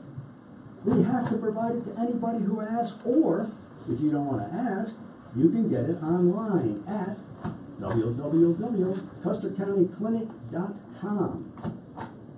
Our board meetings, contrary to what you may have heard, are wide open. Tom visited us at one. We were very appreciative for that. They are usually the fourth Thursday at 3 p.m. We don't turn anybody away. We don't even give you a tough time. You want to be there? We want you there. We want to hear what your questions are and your comments are. With that, let me see if we have Mr. Weisenbach, who's on our board out in the hall. He's coming in to talk to you on another subject. And I guess the rest of my crew is out trying to get these things in the mail. Are there any questions, gentlemen? Good job. I do have some. I'll defer to my colleagues. Well, I'd just like to make a comment. I think since the new board came in, the county passed the additional revenues for the clinic. I recognize the struggle you've had to have medical providers there on a consistent basis. I just want you to know I fully support what you've done, how you're doing it. I support your board of directors, and I think you've done an excellent job, and I think this county ought to be appreciative of what you've done. Thank you, Jay. There is more to do. Other questions, comments? Tom? I had some questions, not necessarily for myself, but your ear is probably as close to the ground as mine is, but certainly I have had my ear bent about the clinic. Yeah. So first of all, I want to say how much I think all three of us appreciate you being willing to come here and sit down and visit with us about that. I think that's huge. That is something that your prior administrator, I don't think, would have done if we'd have had a knife at his back. So I appreciate you being here. He did have some difficulties. Yeah. So, and I don't want to beat that individual up, although I think legitimately there were concerns in the community about not only his personality, but his willingness to meet with whomever and discuss whatever. That's, I think, where a lot of the knock of the finances came from, that it's not for public record. I just don't think he was willing to be as open and transparent as probably the clinic would have liked him to be. So nonetheless. I see in your notes that your break even for Saturday visits are 9. What's your break even during the week? Well, it's the same figure. To open the clinic, we need to have a certain amount of income to pay for the front desk, to pay for the, whoever sees you, to pay for the medicine, turn on the lights. And it works out, and I will turn to Teresa here, that 9 is the figure that we For budget. Saturday, for during the week, having 2 providers, it's about Probably gonna go up. at minimum of 13 visits a day. So not And significantly, PT but. is 8 visits a day. Yeah. Good, thank you. Again, these are some questions I fielded and didn't do a very good job of answering that. One of the things that I have dealt with, though, is this tower agreement, and we're gonna have to deal with that at some point with the clinic.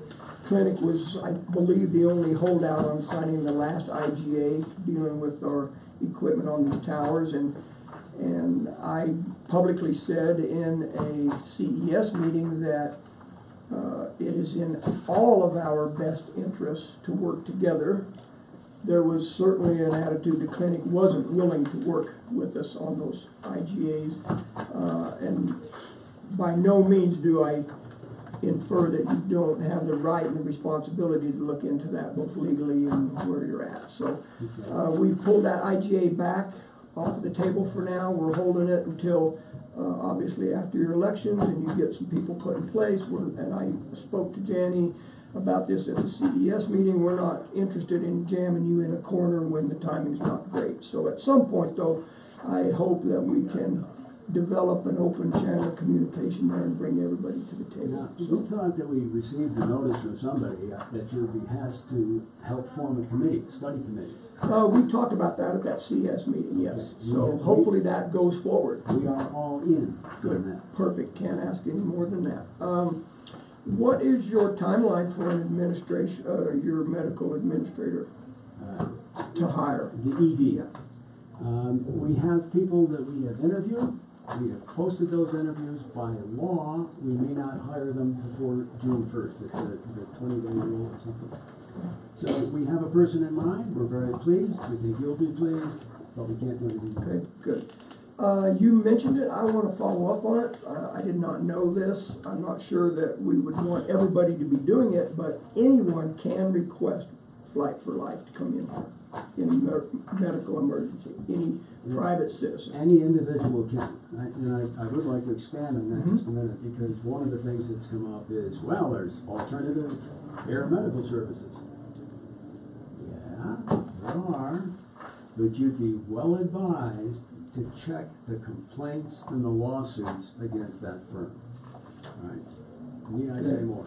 If I requested a Flight for Life to come in here personally, then I'm responsible for paying that, either insurance or whatever else. I want that to be thrown out there. I can't. Yeah, Your reserve's one flight for life. I'm requesting it, but I expect the clinic to pay for it. That doesn't fly. You get that? Not Just just throw something Yes, help us out. Sure. There is a insurance policy that is very, very reasonable that, I just think everybody ought to buy, that if you need it, it pays for your Flight for Life. And, you may not use it for 20 years and pay that premium, you're still not a tenth of what the Flight for Life will cost. So just a recommendation that this. I just have one comment on that. Yes, ma'am. Even with those contracts, it has to be a medically necessary flight. So people I need to got you. understand Not that if going they sign the sightseeing. contract, doesn't mean you can just call them. I got it. But it works outside the United States also. I'm going on vacation next week, and if I have an accident scuba diving in Mexico, they will Flight for Life me back here. So, Don't it's do very that. reasonable. It's not very expensive. It is. Well, if you could, would you communicate with Teresa? I'd be happy to. Details? Thank you. How many days a week is your medical director? You hired a medical director, Right. correct? Right. How many days a week on site in the county? She, actually, I'm gonna waffle on this. She's in the process of clarifying how much time she can have. She will be available, obviously, telemed-wise, all the time. She will take appointments. If you decide that you'd rather see the medical director than any of the nurse practitioners, you just call up and say, I'd like the next available appointment with Dr. Riley. that's fine. But as for finalizing her schedule, I've asked her to finalize a schedule that would include John and Ginger Smith, part-time, afternoons, whatever it happens to be, but to keep them involved in the clinic. They have said they'd like to, but it's a matter of balancing their desire for what they came up here for, which is obviously the lifestyle in Custer County, and their need to continue to make money. Can't argue with that. Okay. How many people on your EMS staff? Do you know right off? Lisa does. Oh, I wanna say 14, Yeah, that just sounds sounds about right. We have, one paramedic, one gentleman that's just finishing intermediary, so we'll have them two ALS providers. I think it's, so you guys will have to check my math here, 6 EMTs and 4 drivers. I don't know if that adds up to 14. Yeah, 14 sounds right. We are always looking for additional people. I guess that's part of where I'm headed is, then can you tell us how many of those are commuting from out of county to come here to serve on our EMS? Step up, to try to help with those second calls. We have only 2 employees that live locally out of the crews. So that would be 2 out of 10 basically if we discount the driver. Right. That live in the county. But if they've signed up to be on first call, they are here Right. in the barn. Yeah, but Within 20 minutes. No, they're here in the barn for their 24/7. No, for the first shift. Yes. For the second shift, if they happen to be, they gotta run pretty fast to get there. Matter of fact, I had a interesting discussion with a couple of people who have come to us looking for a job, and their comment was, "Now look, you come up here for the lifestyle in the mountains, and you want the ambulance at your door in 10 minutes, you're in the wrong place." Okay, so the thing, part of what we need to do is to communicate what's possible and what's desirable. And I don't think that we have done that to the extent that we could. Is it possible to get an ambulance up to the mountains in 10 minutes? Not that I know of. I wouldn't want my ambulance that's driving. Wouldn't want to ride out. No, geez. So, people have to understand, you've made a trade-off, you've made a decision. If it's not working for you now, then you gotta look around and see if there's a better decision for you. I'm sorry, Tom. That's okay, no problem. So just a follow-up. So excluding the On the tee off of that, we have trainings, usually twice a year, I think, to bring new people in and on board, and they're open to everyone. Fire, search and rescue, the posse. We just don't get the people coming forward and saying, "Look, I can afford that time." And can you tell us how many mills is connected to the clinic and how many mills connected to EMS? Yeah, EMS is 3 mills, that I can tell you, and the total is 7.908. So 6.908 for the clinic. No. No, that's sorry. Total. Yeah. Sorry, total, so it'll be 4. 4.9. Right. Yeah, I've heard every number under the rainbow. So fair to say 5 mills, 4.9, 5 mills, roughly. Okay. And I reiterate, as you'll see when you get this, just go online, take a look, it's all there. We're an open book. Yes, sir. Her space. The clinic, it would be difficult, but we are not contemplating selling the clinic. We are contemplating affiliating with another group who will hopefully provide additional resources to us, not just monetary, but medical and accounting and so on. We have no intention of pushing public health out. Wait a second now, because this is the part where you guys come in. We do have an intention of eventually asking for some rent. The time's coming up at the end of the year, it's not budgeted now. I will not speak for the other 2 commissioners, but it's only appropriate. It is, but, and the reason you're not hearing of it now, we understand where you guys are, we understand the flux we're in, so we're not in a position really to do anything except sit down and say, look, square feet, here's the going rate. This is what they have, this is what we'd like to see, what can you do? That would be the negotiation. We will certainly talk about that at budget time. Very good. Yeah, just as I go back to that IGA thing, because that has got a sour taste in some people's mouths. Right. Can I comment on that? Sure, absolutely. Okay, without committing the clinic, the way we view this is very simply, our attorneys have said there are other special districts in other parts of Colorado who also have been under the gun to do something like this. I've gone back to them and said, well, you know, I mean, hold the facts back. Don't tell me. I mean, I'm pretty good at it. Just tell us what those relationships are and how they work. And then we can see if that's something that would be acceptable. That's number one. Number two, I would like the new executive director to have come out in this steering committee. Not the least of which is if what's being offered is a responsibility to cover additional funds should there be a catastrophic event with one of these things.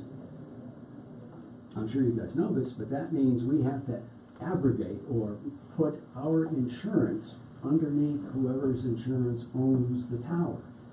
And I'm not sure that I'll be quite frank, I'm not sure our insurance companies will be real happy about that. Yeah. Well, yeah, obviously the towers are insured by the county. And we don't need to beat this up, that's what this committee's gonna be for. My personal opinion is that if your legal counsel needs to understand, where do you go without those towers? Well, I don't know if anybody's told them that. Without those towers, you're gonna put up your own towers. And that's entirely possible. Yeah. We've been approached by an organization to put up a tower on our land, and we're not interested in that for a lot of different reasons. So, Yeah. but one of the things, an analogy I'd like to provide for you, and I'd like you to keep in mind, the basis of the job of the hospital district and EMS, who's the primary user of those towers, is to provide medical service. That's their job. Now, we provide radios, ambulances, personnel, et cetera, all at our expense to make sure that they can do that. They pay for something in terms of part of the tower's operation, again, subject to negotiation, subject to our understanding. However, there is an analogy here that I'd like you to consider. Our ambulances, think for a moment. We can't do anything without those towers. But do we pay for the mileage charge on the county roads? No.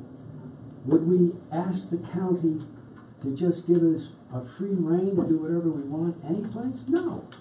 It's a negotiation, but the idea of paying for a service that you use isn't new to us, but it has to be fair. Absolutely, absolutely agree. I've just got one more question, and that is basically, in a very brief, condensed answer, what's the biggest problem the clinic's facing? Or what's the biggest problem the clinic has right now? Either one.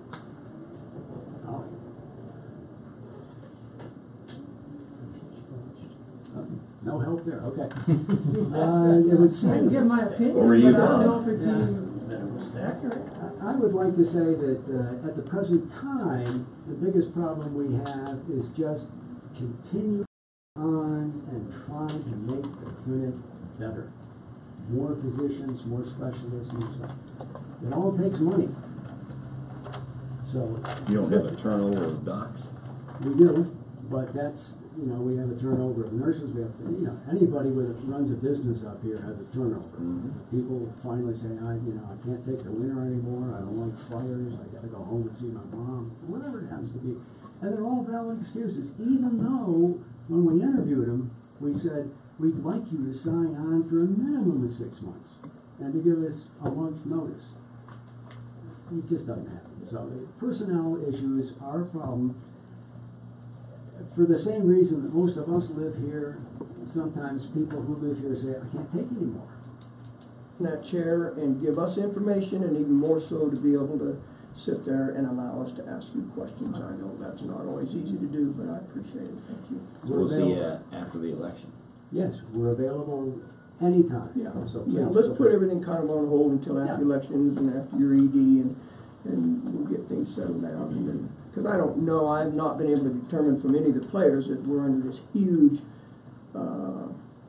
time constraint on this IGA, although we continue to pay bills for that, so. Tom, I think that's been going on for what, 4 years? Well, yeah. So, Yeah. I mean. But I haven't been here for 4 years, that's what I'm trying to. And folks, thank you very much.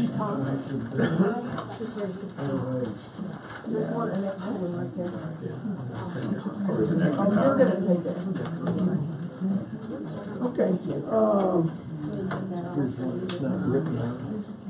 our next item of business is the tourism board. Okay. That's hers. Yeah. Well, welcome. Thank you. You have the floor, sir. You may start. I hope you all got my letter up to date on what we've been doing and all. I guess the question here is membership. Okay. I have been on this board since 2007, plurality of people from what I would define as the classic tourism industry. I also happen to have been a member in the mid-90s. The tourism office came up for a renewal vote. The people who were running it sort of blew it off, and it went away. The vote failed. And Colorado went from the mid-20th level on tourism spending to zebra truck with folks from the Boulderado Hotel in Boulder and driving out to Burlington to deliver coffee.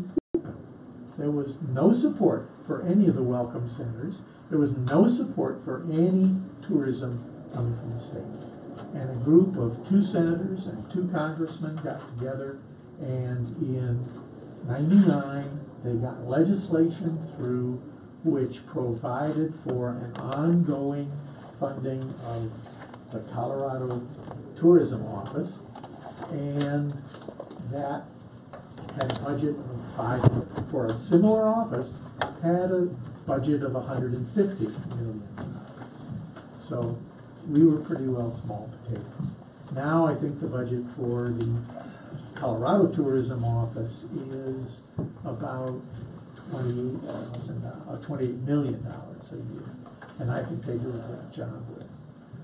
Someone circulated a list from the original write-up on the Colorado State Tourism Board about who might be members. The list was almost entirely political.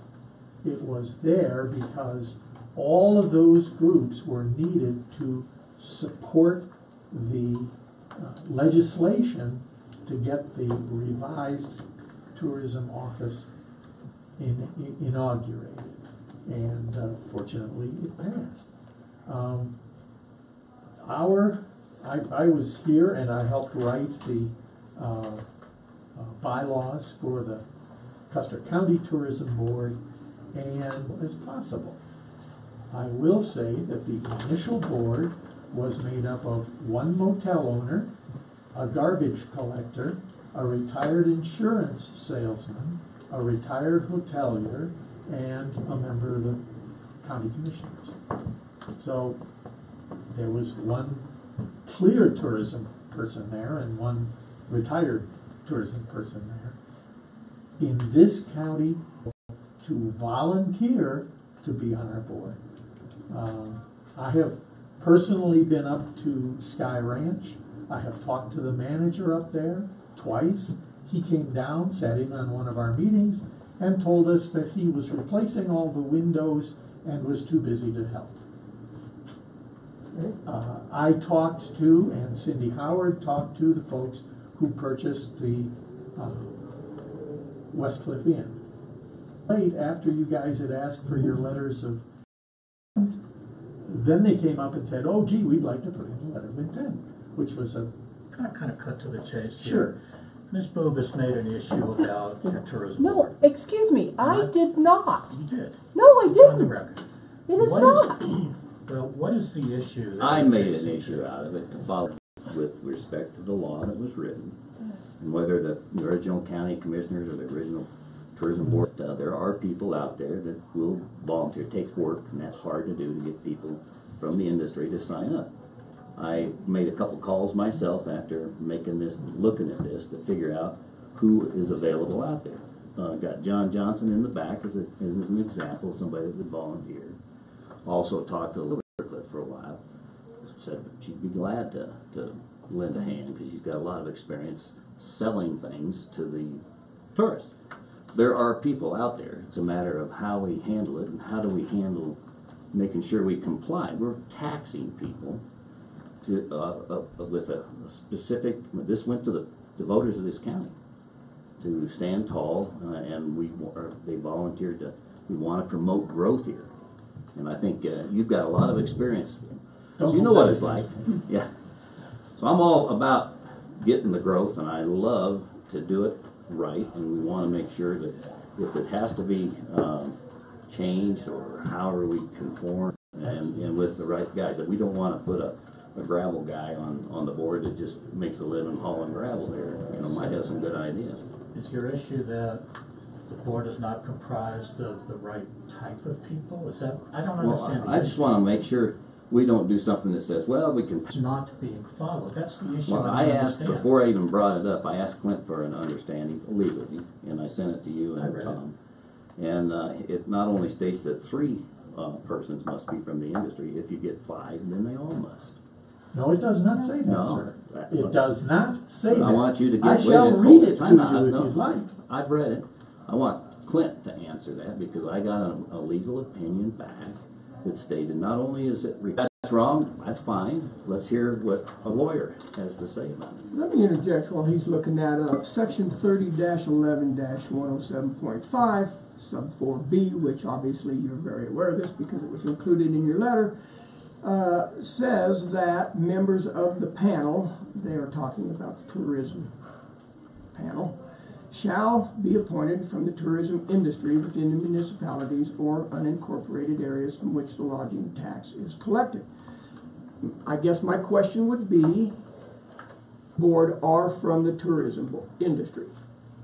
As far as is possible. If you go to yes or no? Yes, if you go to paragraph C. I must be take a breath. civil here. If You you don't have to go to raise your voice to paragraph anybody in this C, room. you will read from the What? following industry categories: hotels, motels, campgrounds, attraction, recreation, and restaurants. Hey, Bob, But we other, can't be reading I'm that. talking about the county lodging tax board bylaw. Okay, not thank about the you. budget. Now we can go there. Article I had no idea what you were 3. talking about. Article 3, Section C is what he just read. Okay, I had no idea. Now, we don't need to get testy. You don't need to there's no get reason loud. to We get can upset. hear. We're just trying to get You guys everybody on the same don't board. face the constant frustration of trying to fund 40 or 50 other non-profit organizations. But nonetheless, so let's take a look at what we've done this year, just briefly. I don't want to look at what you've done. I know you've done good things, and saying that there's voted to do it. And the law, it's a law. It's not a bylaw. It's not somebody's interpretation. It's black and white right here. And I'm going to let Clint read it, but it says at least 3 persons from the tourist industry within the county of Custer appointed by the commissioners shall be, to the extent possible, to advertise and market tourism to the benefit of Custer County. I want to market tourism to the benefit of Custer County. And I want to also comply with the law. Now, if it means we got to change the law, bylaws are something that people put together after the fact. And if they overlook that, shame on the commissioners at the time, shame on the president of them. Look at each member that are currently on the board of tourism to see whether they meet the mail or not. And if not, what can we do? There's memberships in aficionado that we could do. There's advisory capacities. And we got to find the people that actually fit the ticket. I found 2 just by making a couple phone calls. I can make others. I know there's other people in the room that could do the same thing. So that's all I'm asking. what we're probably not going to do, and I hope you appreciate this, is we're not gonna get into a big discourse. Right. Mr. Tobin has asked to be on this agenda to speak on behalf of the Tourism Board, correct? No. Yeah. So I just want to hear about it. So I know that you hesitate to allow that to happen as chairman because we're trying to discuss the membership. That's Sure. why. And I want to stick on the membership. Okay, all right. So I think I can say without fear of conflict, particularly in the areas of website and social media, could not have been done by folks who run hotels and motels and restaurants. Had we not had Mr. Smith on our board, Didn't know that. he's as close to it as you can get, but Well, he's really a either software he and does or he doesn't. photography. Can I state my qualifications? no, sir, not right now. So So what I'm saying could you is, pay for those services? If true, but you Part of the could. reason the budget's there. but You could hire that. Okay. You could hire that service. yes. So, I don't want to be argumentative and I don't want to be attacking here, but done. I don't know who you're talking about, doesn't matter. If on your board aren't capable of doing whatever services you desire to have done, it doesn't preclude you from hiring those services done. Is that correct? Only financially. Financial considerations being taken under. Right. I've looked at the Colorado Revised Statutes. I'm left with one big question, and that is, how in the hell do we define what tourism is, number one? If you have a clear-cut black and white definition of tourism, and you find somebody else to replace them. I don't think we're there, do you? No. Because we do not have a clear... Commissioner Prince, that at the state level and the regional is a souvenir. Is that I don't know about cat pies. I don't think that has anything to do with membership. coming to see how they run their... And it was only within the last 2 years that the state of Colorado passed liability from those people. All right, So it's just a quick, hard just a road. quick point to make here. We're not going to solve it sitting here. And I looked at the board members that somebody gave me the list of, and I looked. And for example, you yourself are retired from work. Just a point to make of the qualified by the law. I don't care what the bylaws say. You can make those be however you see are right. So how do we do this and get the right membership on the board, or get it to where we can agree? You know, we got to think things out, and we need a recommendation. And I want Clint to validate what I just said a minute ago. Clint, what did you find? What did you come? The memo says that, you know, the tourism board has to be at least 3 people, and all day long if we want to, and you can pick anything. So what's your industry going to be if you're going to remain open? I don't know, to sell. I don't know, but I want to be able to straighten this up so that we're clean. If somebody's making a living 3 months out of the year up here on the tourism, get a caravan around to tour people around the valley, whatever. It's not going to be thoughts are. But we still got to comply. How do we do that? We can help clean up, you know, CHIPS, ATV, for example.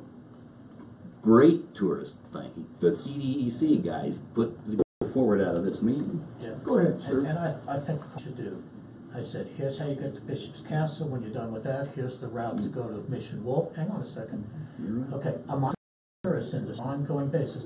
So the key to this is we must define what is it that's going to comply with this law. And then if we don't comply with it, I'm not ignoring you. It had to be from tourism-based industries, and then this is on board-appointed hotel, motel, lodging. We get that. Transportation industries, the tourism-related retail industry, destination marketing, what tourism is. I would probably, if somebody came to me, if Jay and I were having a discussion that he just had somebody directions of how to get to Bishop's Castle, is that part of how you make a living? If you do, then I would say no question. That's a tourism-related business or industry. But that's my opinion. I'm not writing law, for God's sakes. Well, certainly hotel, motel, lodging, food, beverage, restaurant, Ski industry? No. Transportation industry? Transportation, yes. Marketing, certainly. Cultural events, facility groups, certainly. So there's some that don't. There's two sides to the story that we're looking at. It's impossible, but you could work at it and try to define it some way. The second is, are they aware of the advertising, promotional, and other activities that are required to promote Custer County outside of the county itself? And that would be, and that's go make it happen. And actually do the advertising, get a firm in here, whatever it takes. And we don't have the money. Well, then you do what you can with what we've got. You guys own the board. You have the income that it generates, and if there's issues, then you ought to be bringing it to us to talk about, not making, trying to get by. And unfortunately, that's what's happened since 2008. It's 10 years. I don't want to say very successful. It's been somewhat successful. One person does not have the answer. No. There is no I are up here as well that come in with experience like you did when you came up here. So why can't we go back and not get upset about it? We just got something that we got to solve. That's all. It's something simple. You don't qualify. So how do we get around that? See? Can I, because you'd asked me, and you didn't really let me finish what I was going to say here, because I have a problem with that tourism industry. Now I'm speaking frankly. If this was before me on this set of facts, I would say that Bob clearly qualifies as being from the tourism industry. It doesn't matter that he's retired. It's the experience in the business. And I don't think that just because he's not making a living, it worked very hard with pilgrimage for a couple of years. That is about as tourism as you can get, as far as I'm concerned. Greg Smith, everything he does is related to tourism. He's doing work for. The intent of the legislature, without defining it, was to get people that have some experience in this area. And of these, and I'm not going through all the other names, but and that's my legal opinion, not just a personal opinion, but I think it was intended to get people in there that have some knowledge of what. Told you what you said. It was clearly what you told me. I told you what the statute said, but I also believe, like I said down at the very end, said you made a point about it being all five of them. I don't see that point in my memo, but back to me. It did say that it seems like it's saying all of them should be from the tourism industry. As I said, my only observation at this moment is that, as is often the case, the legislature probably did not give much thought to the sparsely populated rural counties and the problems they might encounter trying to find volunteers willing to devote the time and energy to serve on the various county boards. So that's good. So I don't want to belabor this anymore either. If they didn't, that's fine.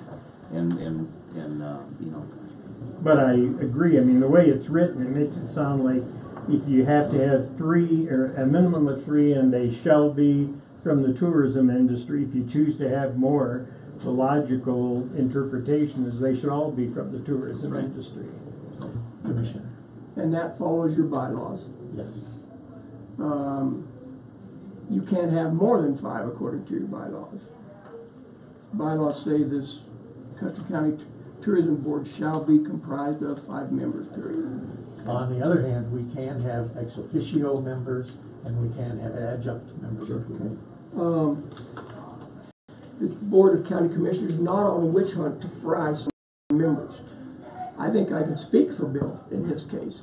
His concern, my concern is, are we following the law? Most other organizations don't have Colorado revised statutes dictating how they function.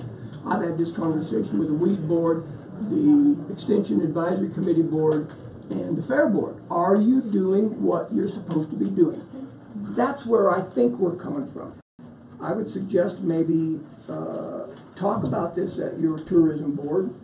Define tourism for Custer County, if nothing else. I agree with Councilor Smith.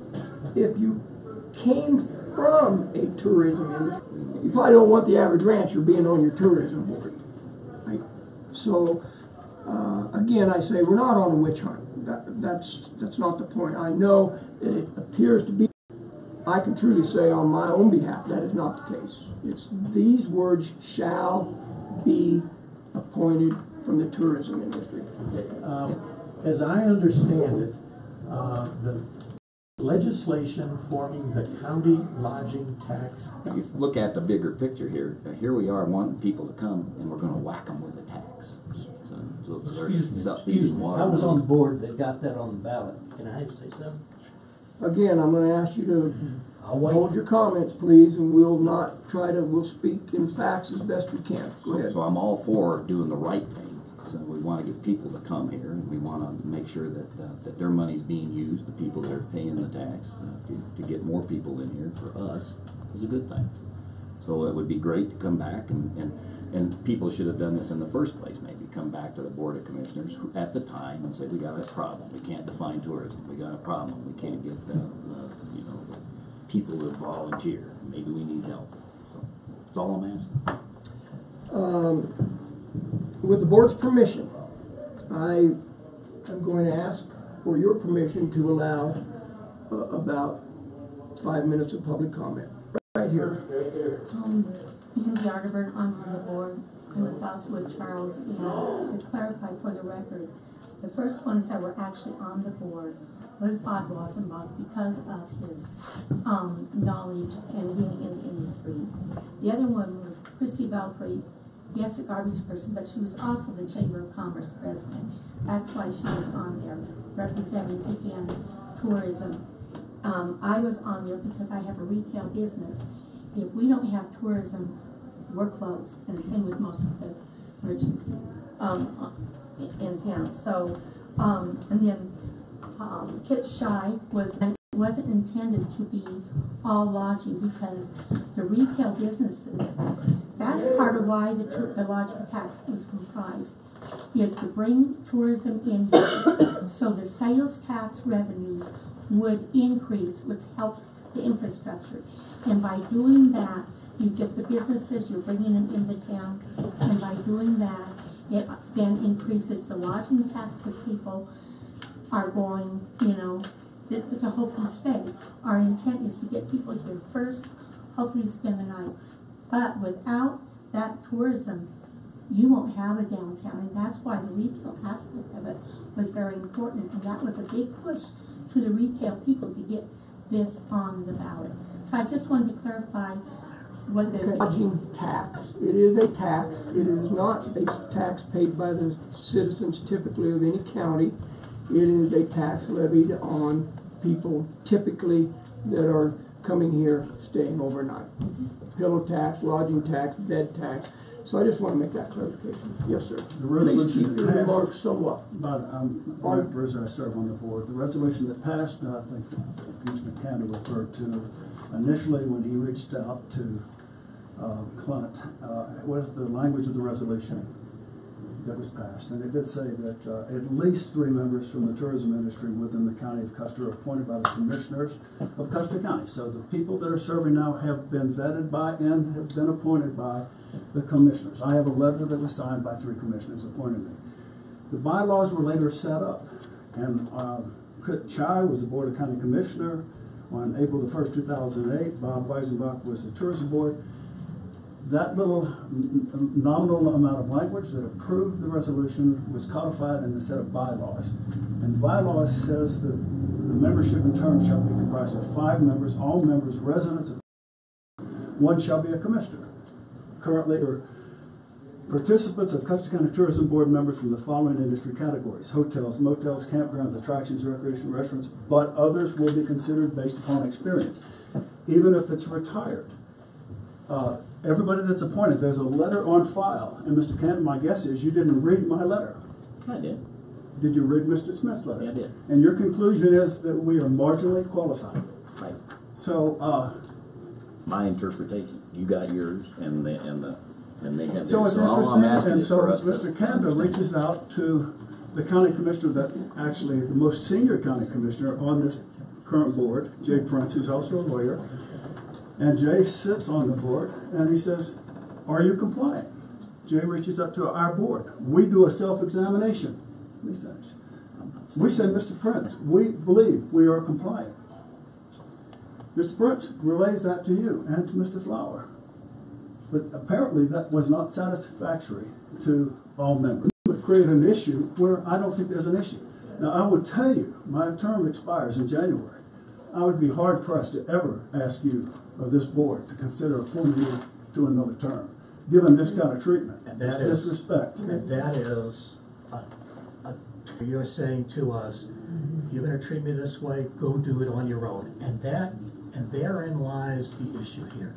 And I apologize for this, what's going on here today. I feel this is terrible. Well, you've been a good servant on our board, and we thank you. When I was a manager, there were 3 things I would do on my performance reviews, your goals. And 3, is there anything I can do as your manager to help you? Did you ever reach out to any board chair, to any of the members and say? I reached out to Jay and I got the answer back, and I reached out to Clint, and so that was, and all I asked for, and if the interpretation, and Clint has since thought about it, since he talked to me, this is the first time I've heard him. I really wish you would have come to me or our board chair and You said, could have come to help me me too. understand what your mission You is were and what can I do to help? Because we have done good work. We'll move on, because we have other people. You've indicated that your telephone works, that you use it. You were certainly capable of calling somebody at the Village Inn and calling somebody elsewhere. And after first contact from you, other than a handshake that was overly firm, to be clear on that. Well, then I apologize for that reason. But I have been insulted here. I have been slandered as to my background. I do work in justice. I've been doing it for 25 years. That is alluded to in my... like, these people really volunteer quite a bit. Why would they reach out to a business? This is obviously the tourism board want to volunteer. They could have reached out. And I personally work on Luis Benitez, who is appointed from the governor for tourism, with Bob Weisenbach, Greg Smith, and Charles Bogle. So to say that they're not involved in tourism is bizarre. They're regionally branding the 4 counties. Johnston, ever since the inception of the tourism board, Marlis Hartbauer and myself have wanted to be on the board, but one reason or another we knew we would never be allowed to be on the board.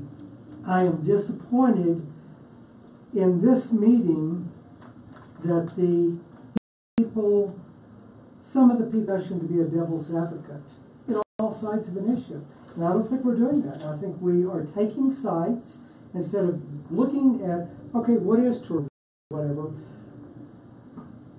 I think the board would not have approved me. That would have enjoyed turning me down. That is a slander. So, let me ask you this. Do you think you could go back to the tourism board and say, can we work on Colorado or Denver, Custer County? Because I think it is a statewide problem. Nobody can define tourism. Secondly, could you as a committee come back to the commissioners and give us your opinion about your leadership? Sure. To all of our members, and we believe that they are connected to the tourism industry. I would like to see that. Those appointments have been. We vetted that among ourselves extensively, and definition. And it can be a retail, an RV place. They also have to have the time and skills and willingness to volunteer and bring that talent. And John, please, you said it. And we are actively soliciting people that manage multiple Airbnb properties. Because we should point out, the letters of interest are supposed to first happen this year. I don't think it happened last year. Okay. Yeah, I just think we need a definition that we can put businesses, just like you mentioned, against that definition, and then clearly say that I'm asking the tourism board to provide. Then we can say this business is part of the tourism industry or it's not. See, we don't have to go through every business. It's get down to the definition. How do we define tourism in Custer County? 2 more comments and then we're moving on. Yes, ma'am.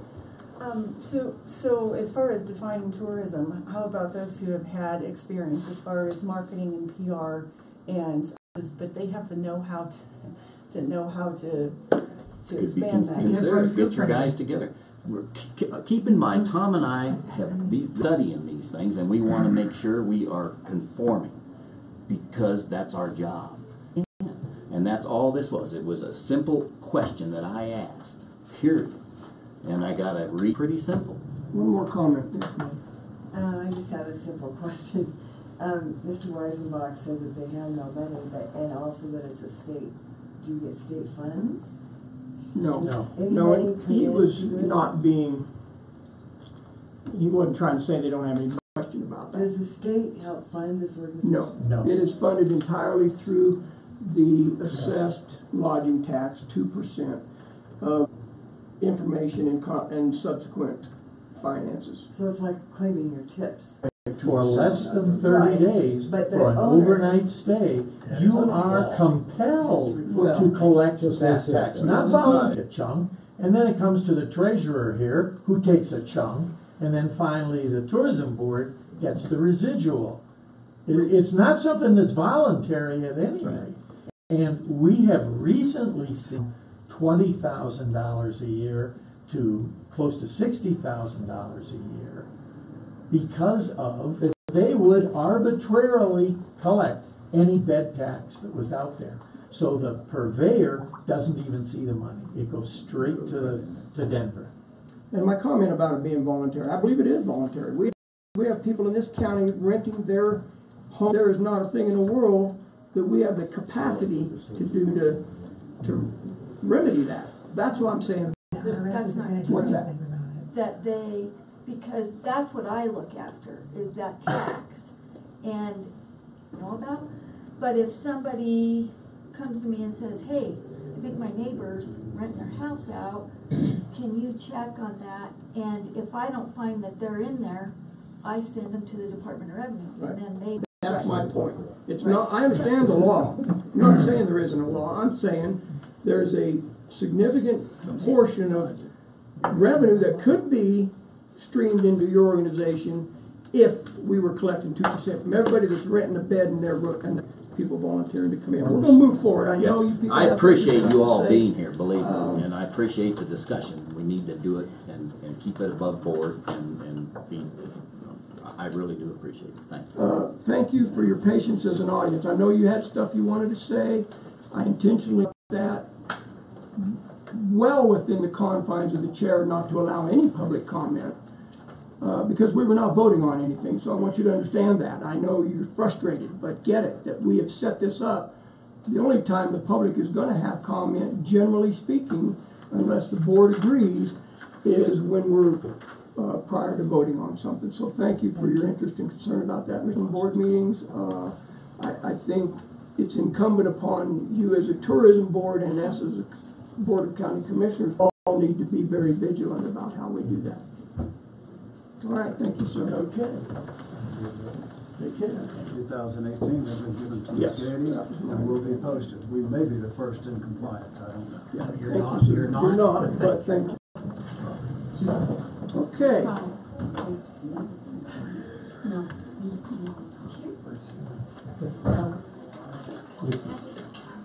Saga of the bathroom. Mr. Prince, would you take the lead, sir, on The ongoing urinal issue down in Wetmore, as you all know, not know, we have a warrantless occasion. It's gone back to the architect and the builder and said this is not acceptable. Got to the point, contractor said for in excess of $1,000 we can change it to a flush toilet. And I told him, you do whatever you have to do to make it work. This is what contractor. Put up what, Jay? Shields. Oh. Sorry. The architect said, you guys signed off on it, you're being able to put in, and it was put in properly.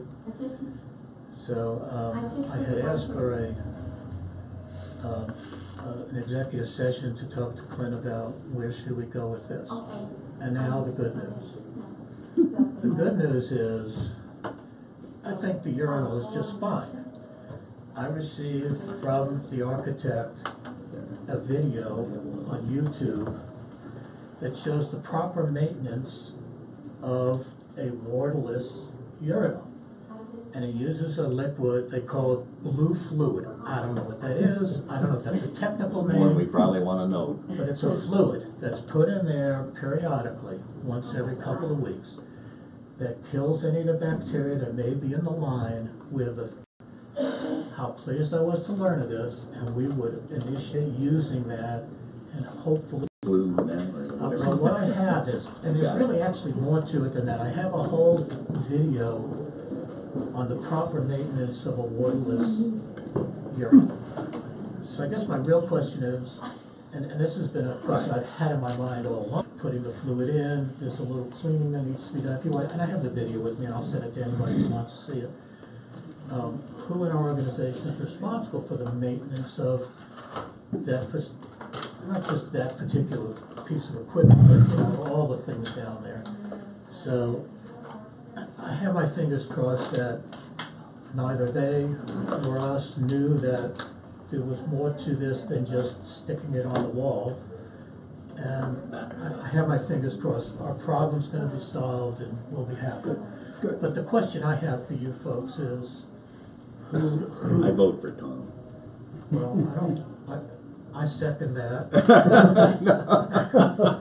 I thought you already decided that I we'd did. go down there. We did. Period. Yeah, And to answer your question, sir, yeah, we did, Okay. I discussed it with Ed. He's going down there anyway. How about I forward this video to Love you? to see it. There he is. Speaking of the man right there. Does it require more, was it once a month, twice a month, or that, you remember? It's as needed, but it's not like. They don't do it a lot down there. Yeah, I know, and there is, some of the complaint was it wasn't used enough. Yeah. So I told them all to drink more water. That didn't go over well. Beer.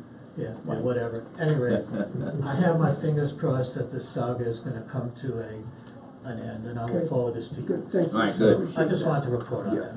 that. Appreciate that, sir, thank you. Yeah, I'd like to get that copy of that. I guess I'm old-fashioned enough, I would have not thought about YouTube as solving our problem with the waterless. It came from the architect. But nonetheless, yes, ma'am. Can I maybe throw a wrench in that blue fluid?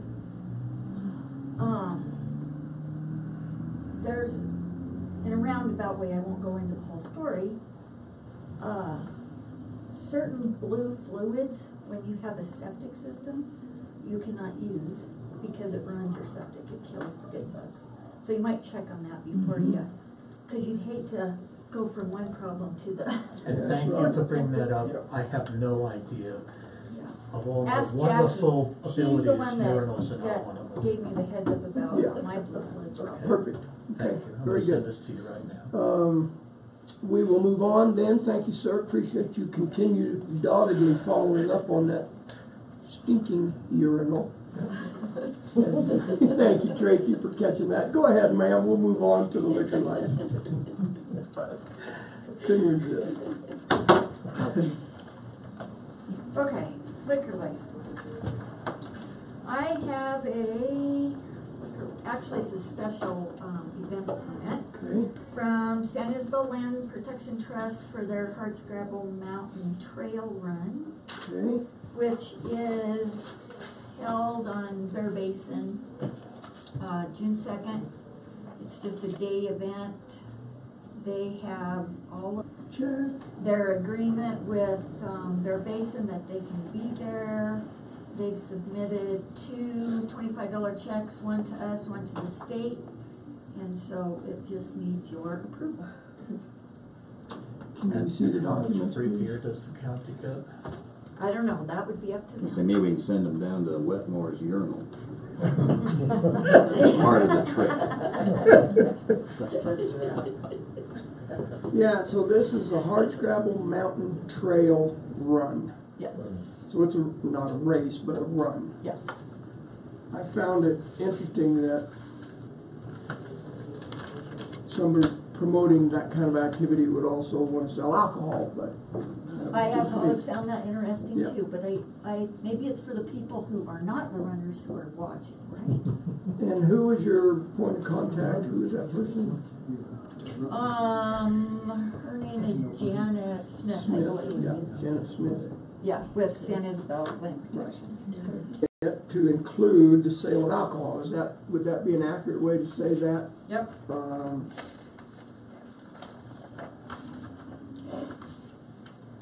I'm trying to get to the point, do they have or do they need a liquor license? That is a liquor Okay. license. It's just called a special events permit, because Okay. it's just for a short time. Okay.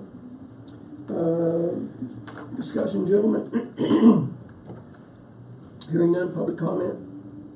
Hearing none, we'll proceed to vote. All in favor say aye. Aye. Opposed, nay.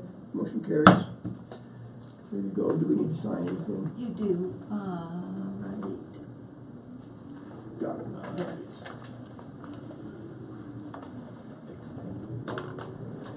I don't know how Just to, leave that. Yeah.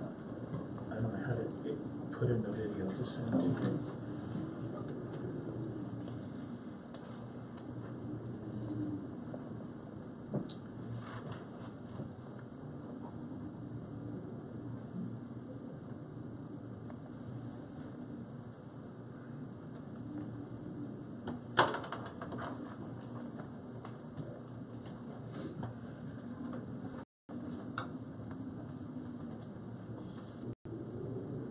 On the agenda is some business with the Custer County Economic Development Corporation. Yes, and I would. It'll be dependent upon how long that's Yeah. Thank you, sir. Thank you, thank you. Thank you. You accept? And with the idea of shortening the deal, and I did share this with Brenda last night, but I realized that, because from the time I put this in some time ago, a couple of things have changed. Right, okay, yeah, and I didn't mean to say that you had to be on the clock, I didn't mean that at all, I just wanted you to know up front. Just for my own welfare, the faster the better. Okay. The big issue is they have been persistent and increasingly pushing the fact that part of the validation and approval cycle of our $1 million from the Economic Development Administration will be based on the economic impact to our community with spending this. If you'll remember, we discussed, and you may not remember, some time ago we discussed that we had identified a company of economists that specialize in looking at the economic broadening. We have looked at things almost a year ago when this was first introduced to us. I asked Anthony Neal Carter, the governor's broadband guy, for help. He's the one that pointed me towards this SMG group of economists. And it's become pretty obvious to the ones of us dealing with it, with EDA, is we need to fund that study.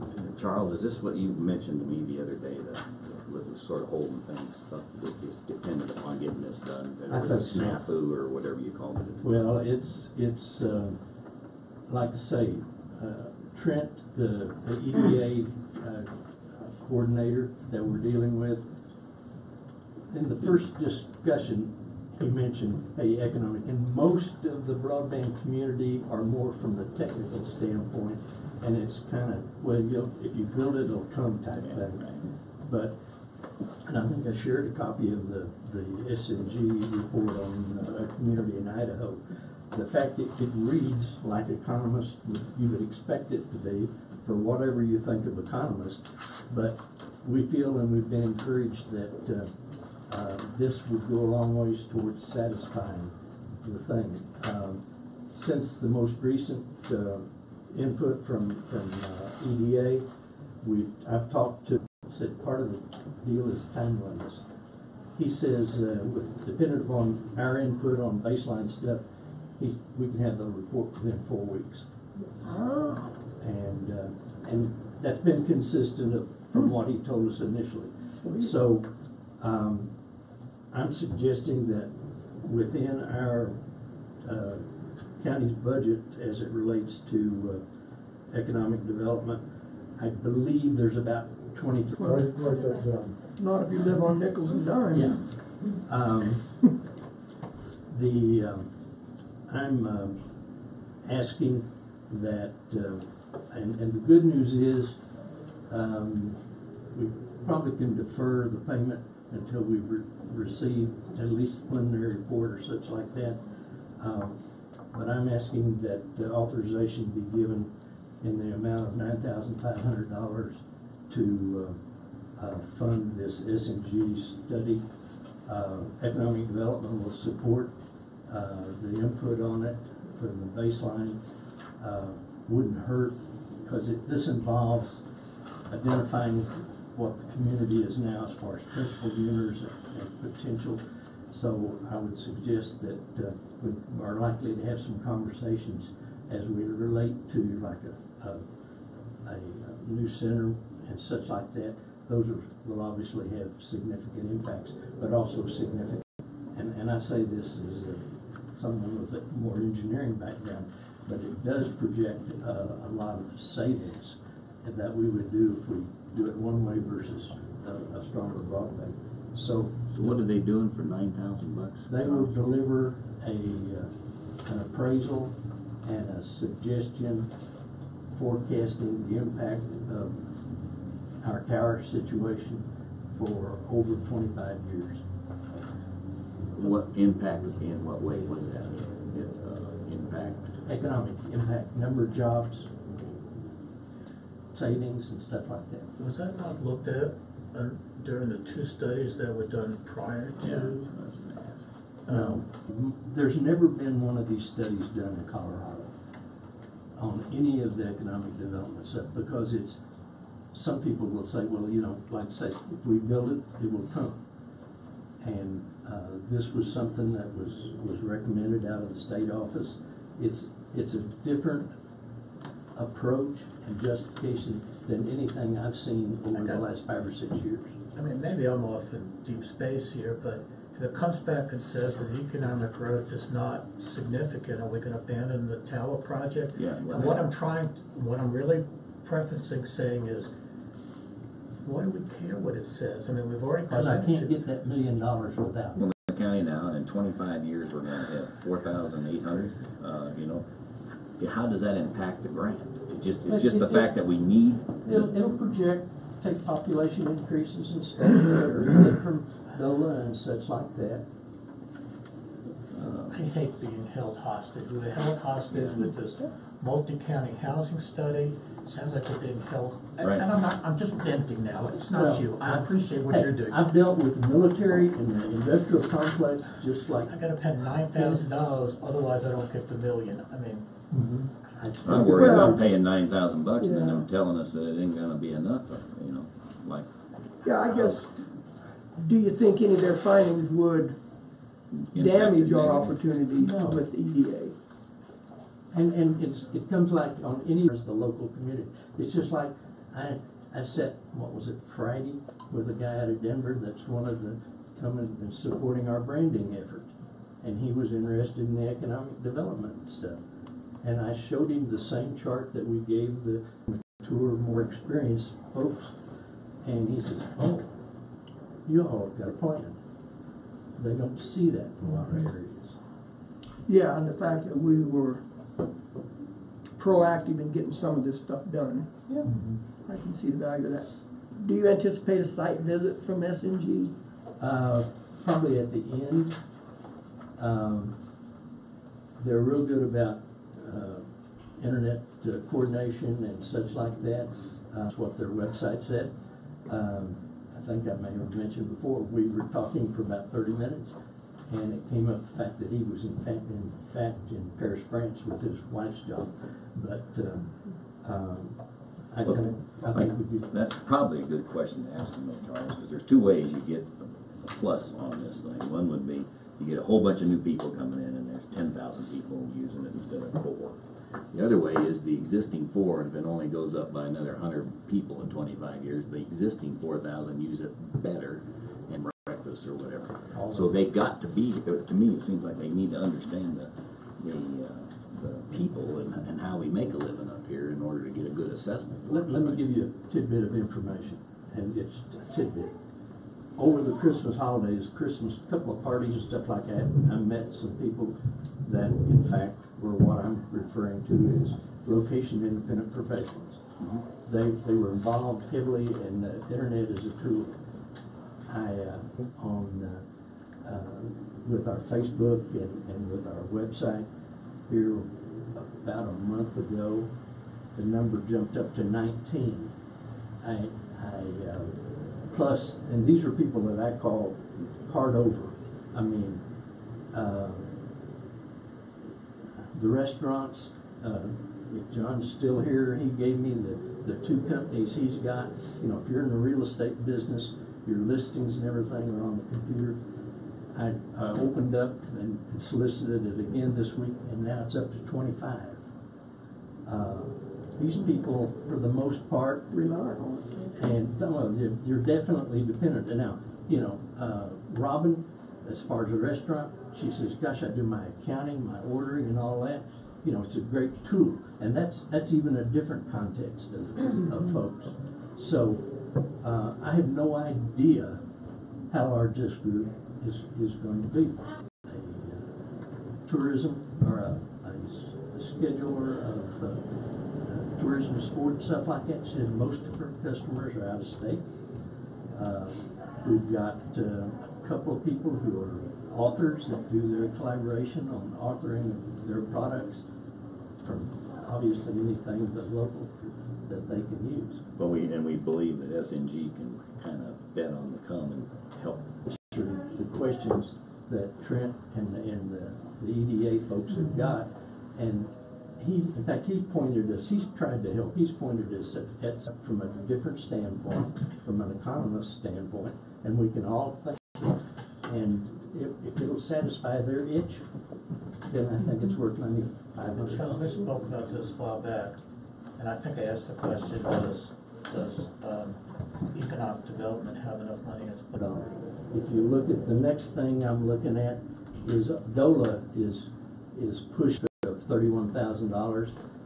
Several communities, they look at, you know, they have basically given us $1 million at a pretty good return. Had a message with her last week, and she reiterated that's so. Right. And the thing about it is, it comes down to it. If we go $9,500, then it comes up to this issue, which I think we've got unresolved still, is on the housing survey. That leaves some this year's budget that's dedicated to economic development that we could put towards that, and then you all wouldn't have to put up with me for the rest of the year. You put that in writing, I'm voting for it. No, it was a joke. I love you, man. Oh, you're about coming back? Yeah. That I wouldn't promise. I move that we authorize an expenditure of $9,500 for the economic development broadband study by SNG. I'll second it. And if we have to, Strategic Network Group is what SNG stands for. It's been moved and seconded to authorize the expenditure of $9,500 for a study. Discussion. So did they actually ask for $9,500? What? Yeah, I asked them early on. I said, from a point of funding, because I was scared it was going to be a whole lot more. We were truthful. Did they tell you what they're gonna? How do they go about doing that? Are they gonna? You said they're gonna send somebody up there. They've already. I understand it. They've got some metrics and that they projected based on what our baseline is and our projections for like a civic or a governmental facility and what other growth things that we've found to show what. We don't have to hire anybody to get the information to give to them. No, I mean the questions. Looking at his right-hand man back there. Well, I've read the thing too, but I've had some other things I've been worried about. The questions that Curry gave us, that's just knowledge of the local area. I think that baseline information. Yeah, it is. And then they do their magic. Okay. And we work for a good price generally. Yeah, and Jay brought up a great point. Sorry, Commissioner Prince.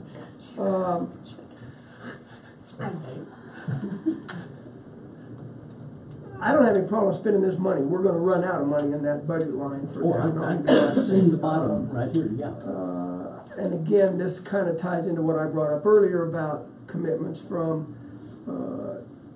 affordable housing and economic development.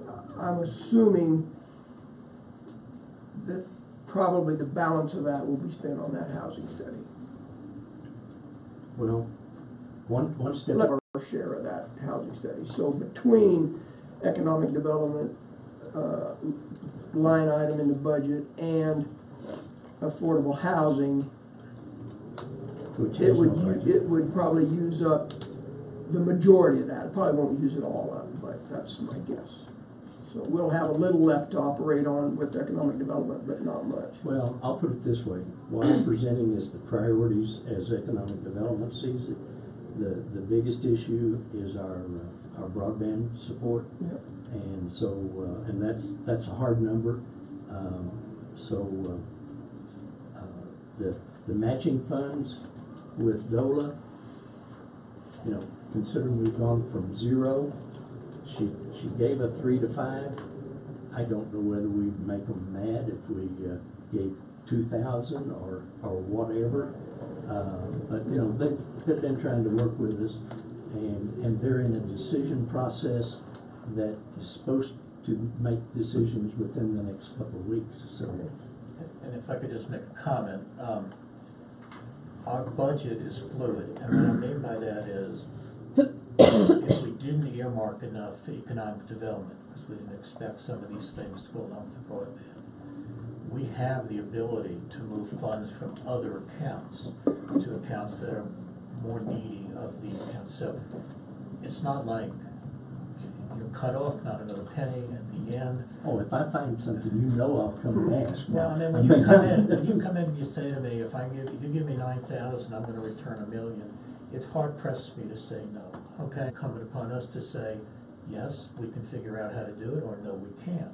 So I just want to reiterate that, you know, the county budget is fluid, and we have to remember that. And I will suggest that, you know, if we continue to make progress on the funding for the broadband program, if we do this on the community assessment follow-up and the economic development strategic plan, and we do the housing, that we've got plenty to do this year.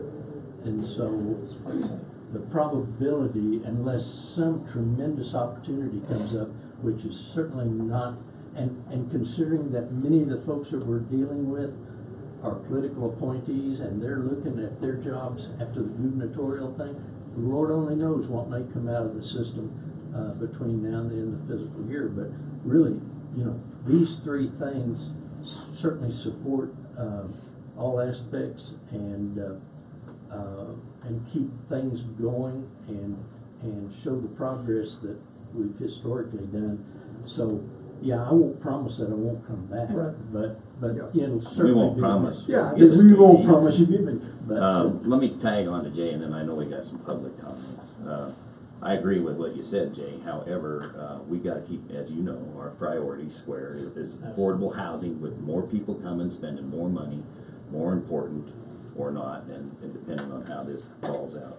And so I would really hedge on the $3,000 to $5,000 with DOLA if we can consider it. You know, we're not rolling this into the same motion here, are we, Tom? No, no. Because that's something that we can barter with Christie. Like you said, it could be 1,000 or whatever will make her happy. It's the fact that our window is pretty close right now. So whatever it is, we got to deal with that as priorities come up, and then we got to balance it against the landfill requirement. And then I'm assuming you will provide us a copy of that report when we get it back. Of course, you're the contracting agency, the county's contracting agency. Okay. And the housing is the same way. It's not our committee, it's not economic development, it has to be to the governmental authority. Further discussion, gentlemen? Public comment? Yes, ma'am. I just wonder if this is the end of it, or if we're going to have another thing that's going to pop up and say, now we need to have another something, whatever, jump through another hoop to get our $1 million. Yeah, I think Mr. Bowe will address that to some degree, that it's not the intent. We don't foresee anything, I'm assuming. I'm not trying to put a word. There is one thing that I think clarified from our initial deal. We thought with EDA that we were going to have to do a deal like we did in Golda, And that's been clarified, and that requirement will not be there. Trent, our economic development liaison, will speak on our behalf for that, so that's time and money. So. I don't think anybody can say nothing ever is gonna come up, but there's nothing else on the horizon as far as you know pertaining to this EDA grant. Sort of knew this was there, but it wasn't clear. I kind of wondered about the same thing, whether it's in or out of Economic Development Corporation's control, but if EDA come back and said, hey, by the way, we're gonna need $4,000 earnest money, well, crying out loud, how can we not when we're talking about $1 million? But I'm just throwing that out. We are dealing with federal government. Yeah, but right now, I think the answer to your question is there's nothing else on the horizon. Is that? I mean, they're giving us good comments, and every time we submit, feedback from the last report they get, and it's being held for your decision as to whether we're going to fund this economic study or not. So, okay. Yes, Mr. Johnson. I support economic development. I have no objections to you giving the money. My question that I'd like for the opportunity for it to be on the record is for Mr. Mullen and Mr. Vogel. And it's the question of the cart before the horse.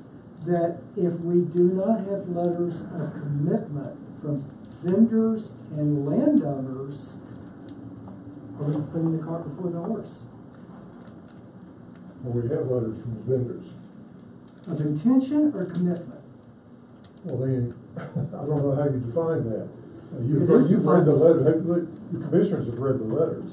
We have a letter from CCOM Wireless, and we have a letter from Hilltop Broadband, which is traditional in this industry. It is a letter of intent saying that they intend to locate on our 6 towers when they're offered to them. If we meet certain conditions, they yes, and they're common sense. Which we still have to meet them though. You know, right, we have to build a tower. Which yes. we have always said we're going to go along with this as long as we don't start dipping into the county budget where we can't. Right.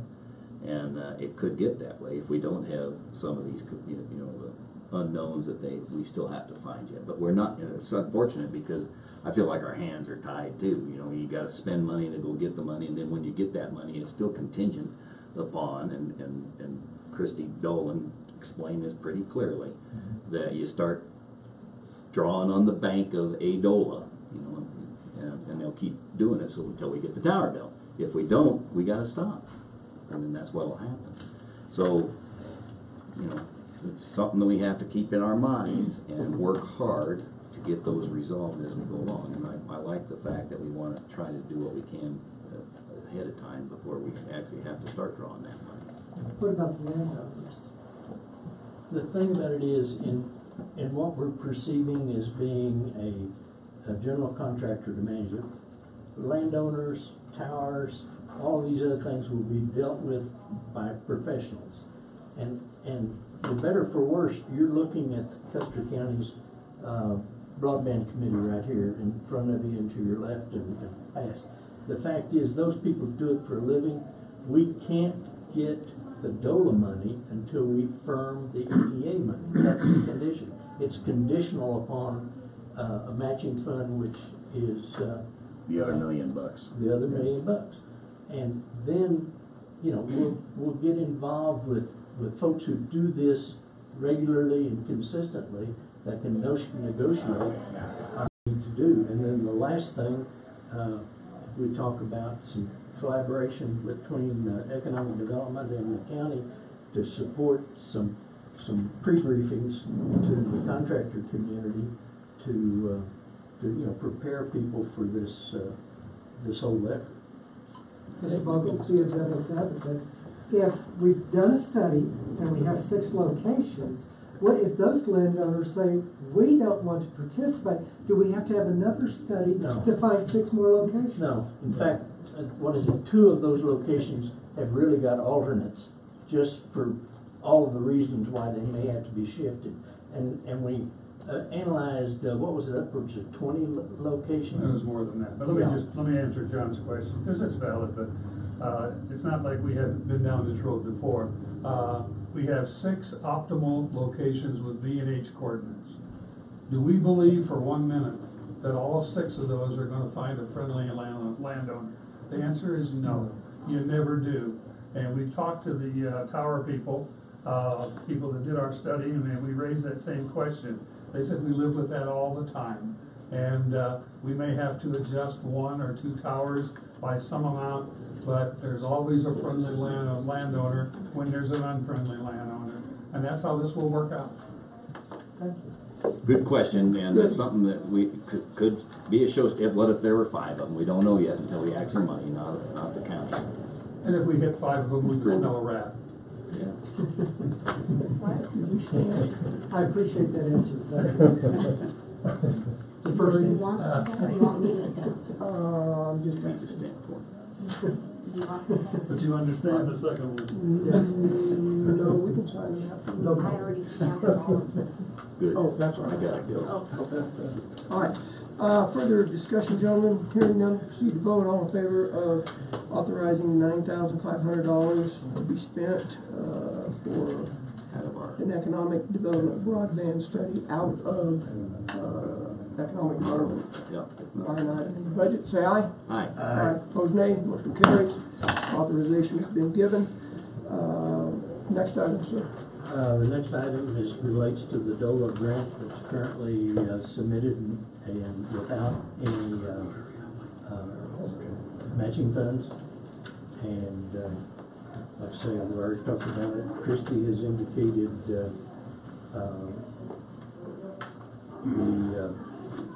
the fact that it would help if we could do $3,000 to $5,000. You know, she's also the one that related when we got into the $1 million aspect that they cut us a little slack. I think she's truly concerned that Ready grant will not be approved because that there is no matching funds. So it's a matter of. What's the grant for? How much? It's 31,000. 31,500 or whatever. 31 even, I believe, if I remember right. But that is to reactivate and carry the community assessment that we had through with the final deliverable of People in the community were going to have a fund drive, or there were ways you're going to try to find matching funds. that was it. Wasn't that for this matching one? funds on the towers. No, I thought it was on the small one. What? What's the group's pleasure? Money's in the budget. Yes. I think the ultimate, to be very truthful, it's how much comes out left, and that. How much is left? 8,300. Well, If we were to fund this at 5,000. And It'd be the, 10,000. I thought we were spending money on 10,300, wouldn't it? If there's 22,800, because I figured my number. I did 23. 5,000, so I did 14,500. I'm not suggesting that we necessarily. That's have what to I open it. figured. Yeah, that's worst case scenario. Were we wrapping in the housing money? Well, I mean, it's also $10,300 would be what would be. We don't know, because we don't know what the motion is, but between 8,300 and 10,000. So, Well, I'll make a motion that we authorize $3,000 matching funds for the DOLA Ready grant out of economic development. Been moved and seconded to authorize $3,000 for the matching amount for the DOLA Ready grant request. Discussion. With all respect, sir, I move to amend the motion by striking the words 3,000 and inserting the word 4,000. Is there a second? Why? We'll need a second before we move on. Hearing none, the motion dies. Okay, any further debate on 3,000? I will now. I have debate. I do too as well, but I was going to say thank you. And maybe you could, you have a very valid reason. Well, I think for 2 reasons. If I were to have made the motion, I probably would have made it for 5,000. I think we're incumbent on that you just gave us $1 million. One doesn't directly have anything to do with the other. I understand that. But it all does. But it all kind of does in the big picture. And I've read Christy Doone's emails back and forth. She never threatened us. She just said, I think it's in your best interest, and I just don't want it to appear to that committee looking at that Ready grant that they did the minimal amount to look at $31,000. That's. By the same token though, Tom, she knows that we're dirt poor as we've like to use it. But, you know, I don't mean that in the. But you asked my reasoning, the point is, that's it. And I really appreciate Nothing it. else. Stands are on the It's line. making me think some more. So- Charles, what do you think on the 3 to 5? I mean, which do you think? Well, I suggested 3. I think the logic is certainly sound. You know, if it was 3,500 might accomplish the same thing as 4,000. It certainly might. It's just the relationship, and you know, beyond. It's not the fact that beyond Christie.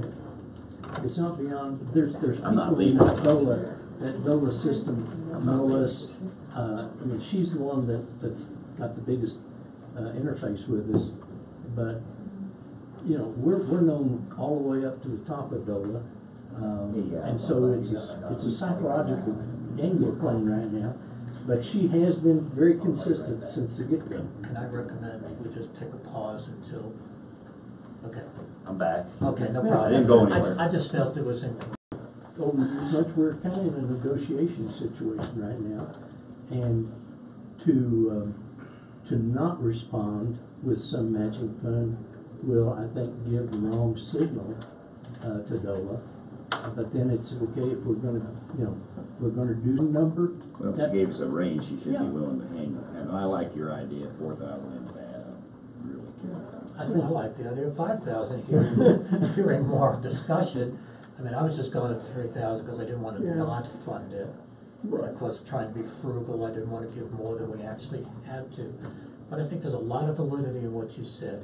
Image is so important, especially with DOLA. We don't want to come as this cheap county that's just begging and begging and begging. I mean, I don't want to be that way.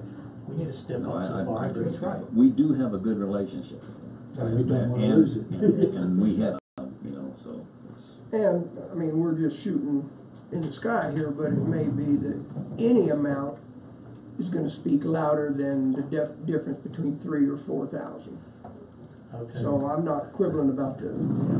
I think the ultimate deal is if we're as reasonably assurance of the housing, and from an economic development that is critical to our future growth, then it's where we're going to find whatever. I mean, if it from someplace else, and that's y'all's. That's coming from Jay, affordable amend housing. your motion.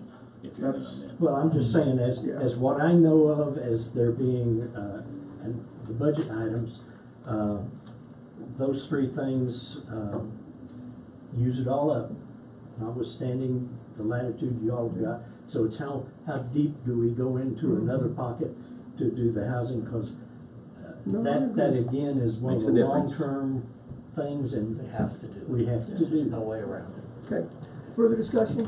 Can I Yes. amend my motion? Certainly, you may. I'd like to amend the motion that we fund $4,500, let me restate, $4,500 to And build do a I hear? grant for the matching funds. I'll second the motion. Been moved and seconded to strike the word 3,000 out of the original motion and insert the number $4,500. Further debate? Gentlemen, public comment? Yes, ma'am.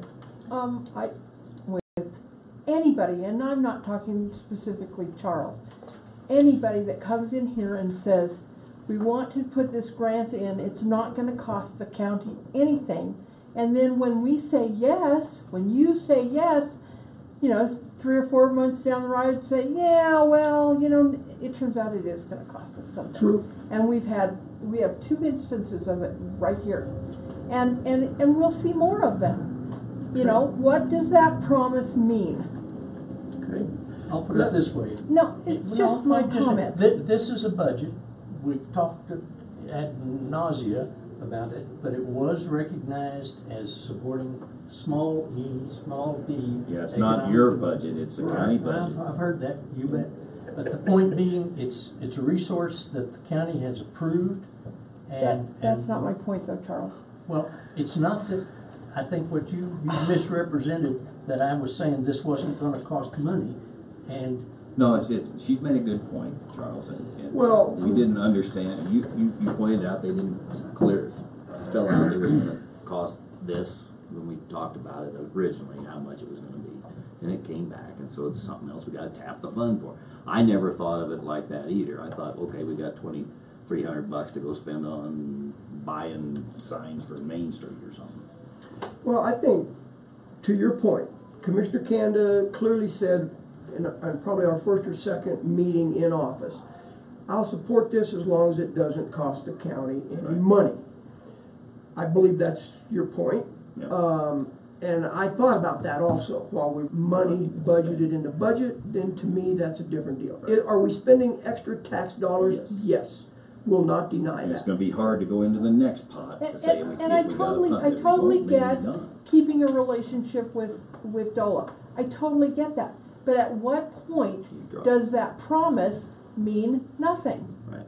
You know, from Joe Blow that comes in and goes, I'm gonna make a house for Good little point. girls to play in, and it's not gonna cost you anything if you'll give me your permission. So then everybody gets all excited about this thing, and then they come back and go, oh, darn. Good point. It's gonna gonna, cost you and Jackie, that's $5,000. a hard decision Just that saying. the three of us will I have to know. make if we hit that line. Right now, we're right at the line, and so we gotta be careful. Yeah, I agree. I think your point's well taken. And I've tried to explain kind of where I'm coming from on it. I want to mention one other thing. You said now it's happened twice. I don't believe that. The $9,500 is a direct cost associated with the broadband project. Yes. This is a whole separate deal. This is an economic development issue. Has nothing to do with broadband. Did we, okay, let me just ask, did we know about that $9,500 going in? No. Okay. No. I have Thank no you. clue. That was Thank an you. EDA. That was the thank you. problem. We didn't know about it when we got the $1 And million. that's a good thing we still No. have this to Thank you. tap it Yeah. with. We're not going I in. think Ms. Bubas's point is very well taken. Yeah, And I agree. I take it to heart. Yeah. Other public comment? Hearing none, will, all in favor of the amendment to the motion which states strike the word 3,000 and insert, sorry, not word, dollar amount 3,000 and insert the dollar amount 4,500, say aye. Aye. Aye. Opposed, nay. Amendment carries. All in favor, any further discussion on the main motion now, which would read to authorize a matching amount of $4,500 for the DOLA Ready grant. Public comment? Hearing none, proceed to vote. All in favor, say aye. Aye. Aye. Opposed, nay. Motion carries. The motion passes as amended, So if $4,500. Christie says doesn't need to take any more than 35, return 1,000. Next item, sir. The next item is solicitation information brief. In the copy I gave you, we don't know what the schedule is with EDA right now, and so we strike it. I think it still wouldn't hurt for us to start doing some internal collaboration, because the vision that we have is a briefing and being a county program. In fact, coincidentally, I've already talked to your IT guy. We stumbled into a conversation one afternoon, and I provided him copies of the strategic plan and our tower study, with the idea that the county's website will be the repository, the contractual repository for advertisements and information related, because, you know, that's business as usual anymore. Well, that's true too, because it is our program. Mm-hmm. So, good. And so that was something that we would have had to address later, but it worked out. And the fact is, we hadn't really had a chance to communicate, and I was in talking to Donna one day, and he walked in, and it was just an opportunity. So we'll wait on that. Will you make us aware of if and when any of those happen that we can set in? Yeah, I think it's part and parcel. Yeah, he'll have to make that notice to us, Yeah. for sure. We got to participate. But there's probably at least, if I remember right, at least 3 county departments that have potential of being involved. So we need that, and we envision it about their specific things, but obviously we got to work out those See what it is. details. And I wonder if at some point we don't need a workshop scheduled about the all 3 of Would be a those bad entities. idea. And economic development court. Okay, good.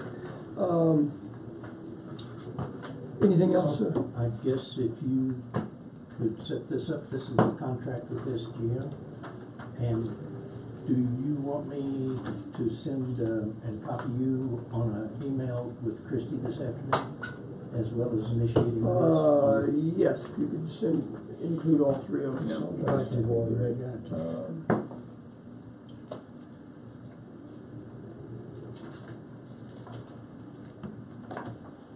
While he's doing that, I'll just make a comment. I really appreciate the third one's not here.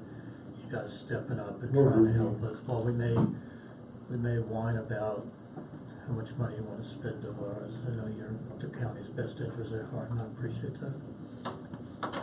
Yeah, I was reading and trying to listen, so I think we do need to get Affordable Housing Economic Development Corp together. I mean, Well, obviously, I'm the chairman of the committee, so we've that's true. gotta I mean, I don't mean to be rude, but obviously we could make a motion, and if we got enough votes, we could vote to spend that money on that housing study. We'd rather do it with your blessings. Just bull ahead. we're willing to contribute whatever's left out in the budget towards it.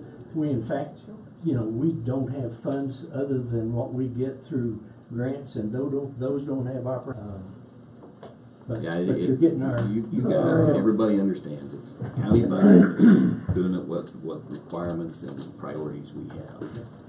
I was That's thinking. still good, because it says it's good for 15 days back in February. They'll still honor this, right? Yeah. And That's what he gave us early on, but we can pin and ink that. Yeah. And I did not see He's gonna have to tell you an that. accurate invoice date. He was flexible on that. Okay. So that price should still be valid. That he's been consistent on the price, yes. Okay. And like I say, Well, if he's not, it's too bad. well, I was really scared to ask. Well, Yeah, we gotta go. anything else other than this document, sir? Thank you. And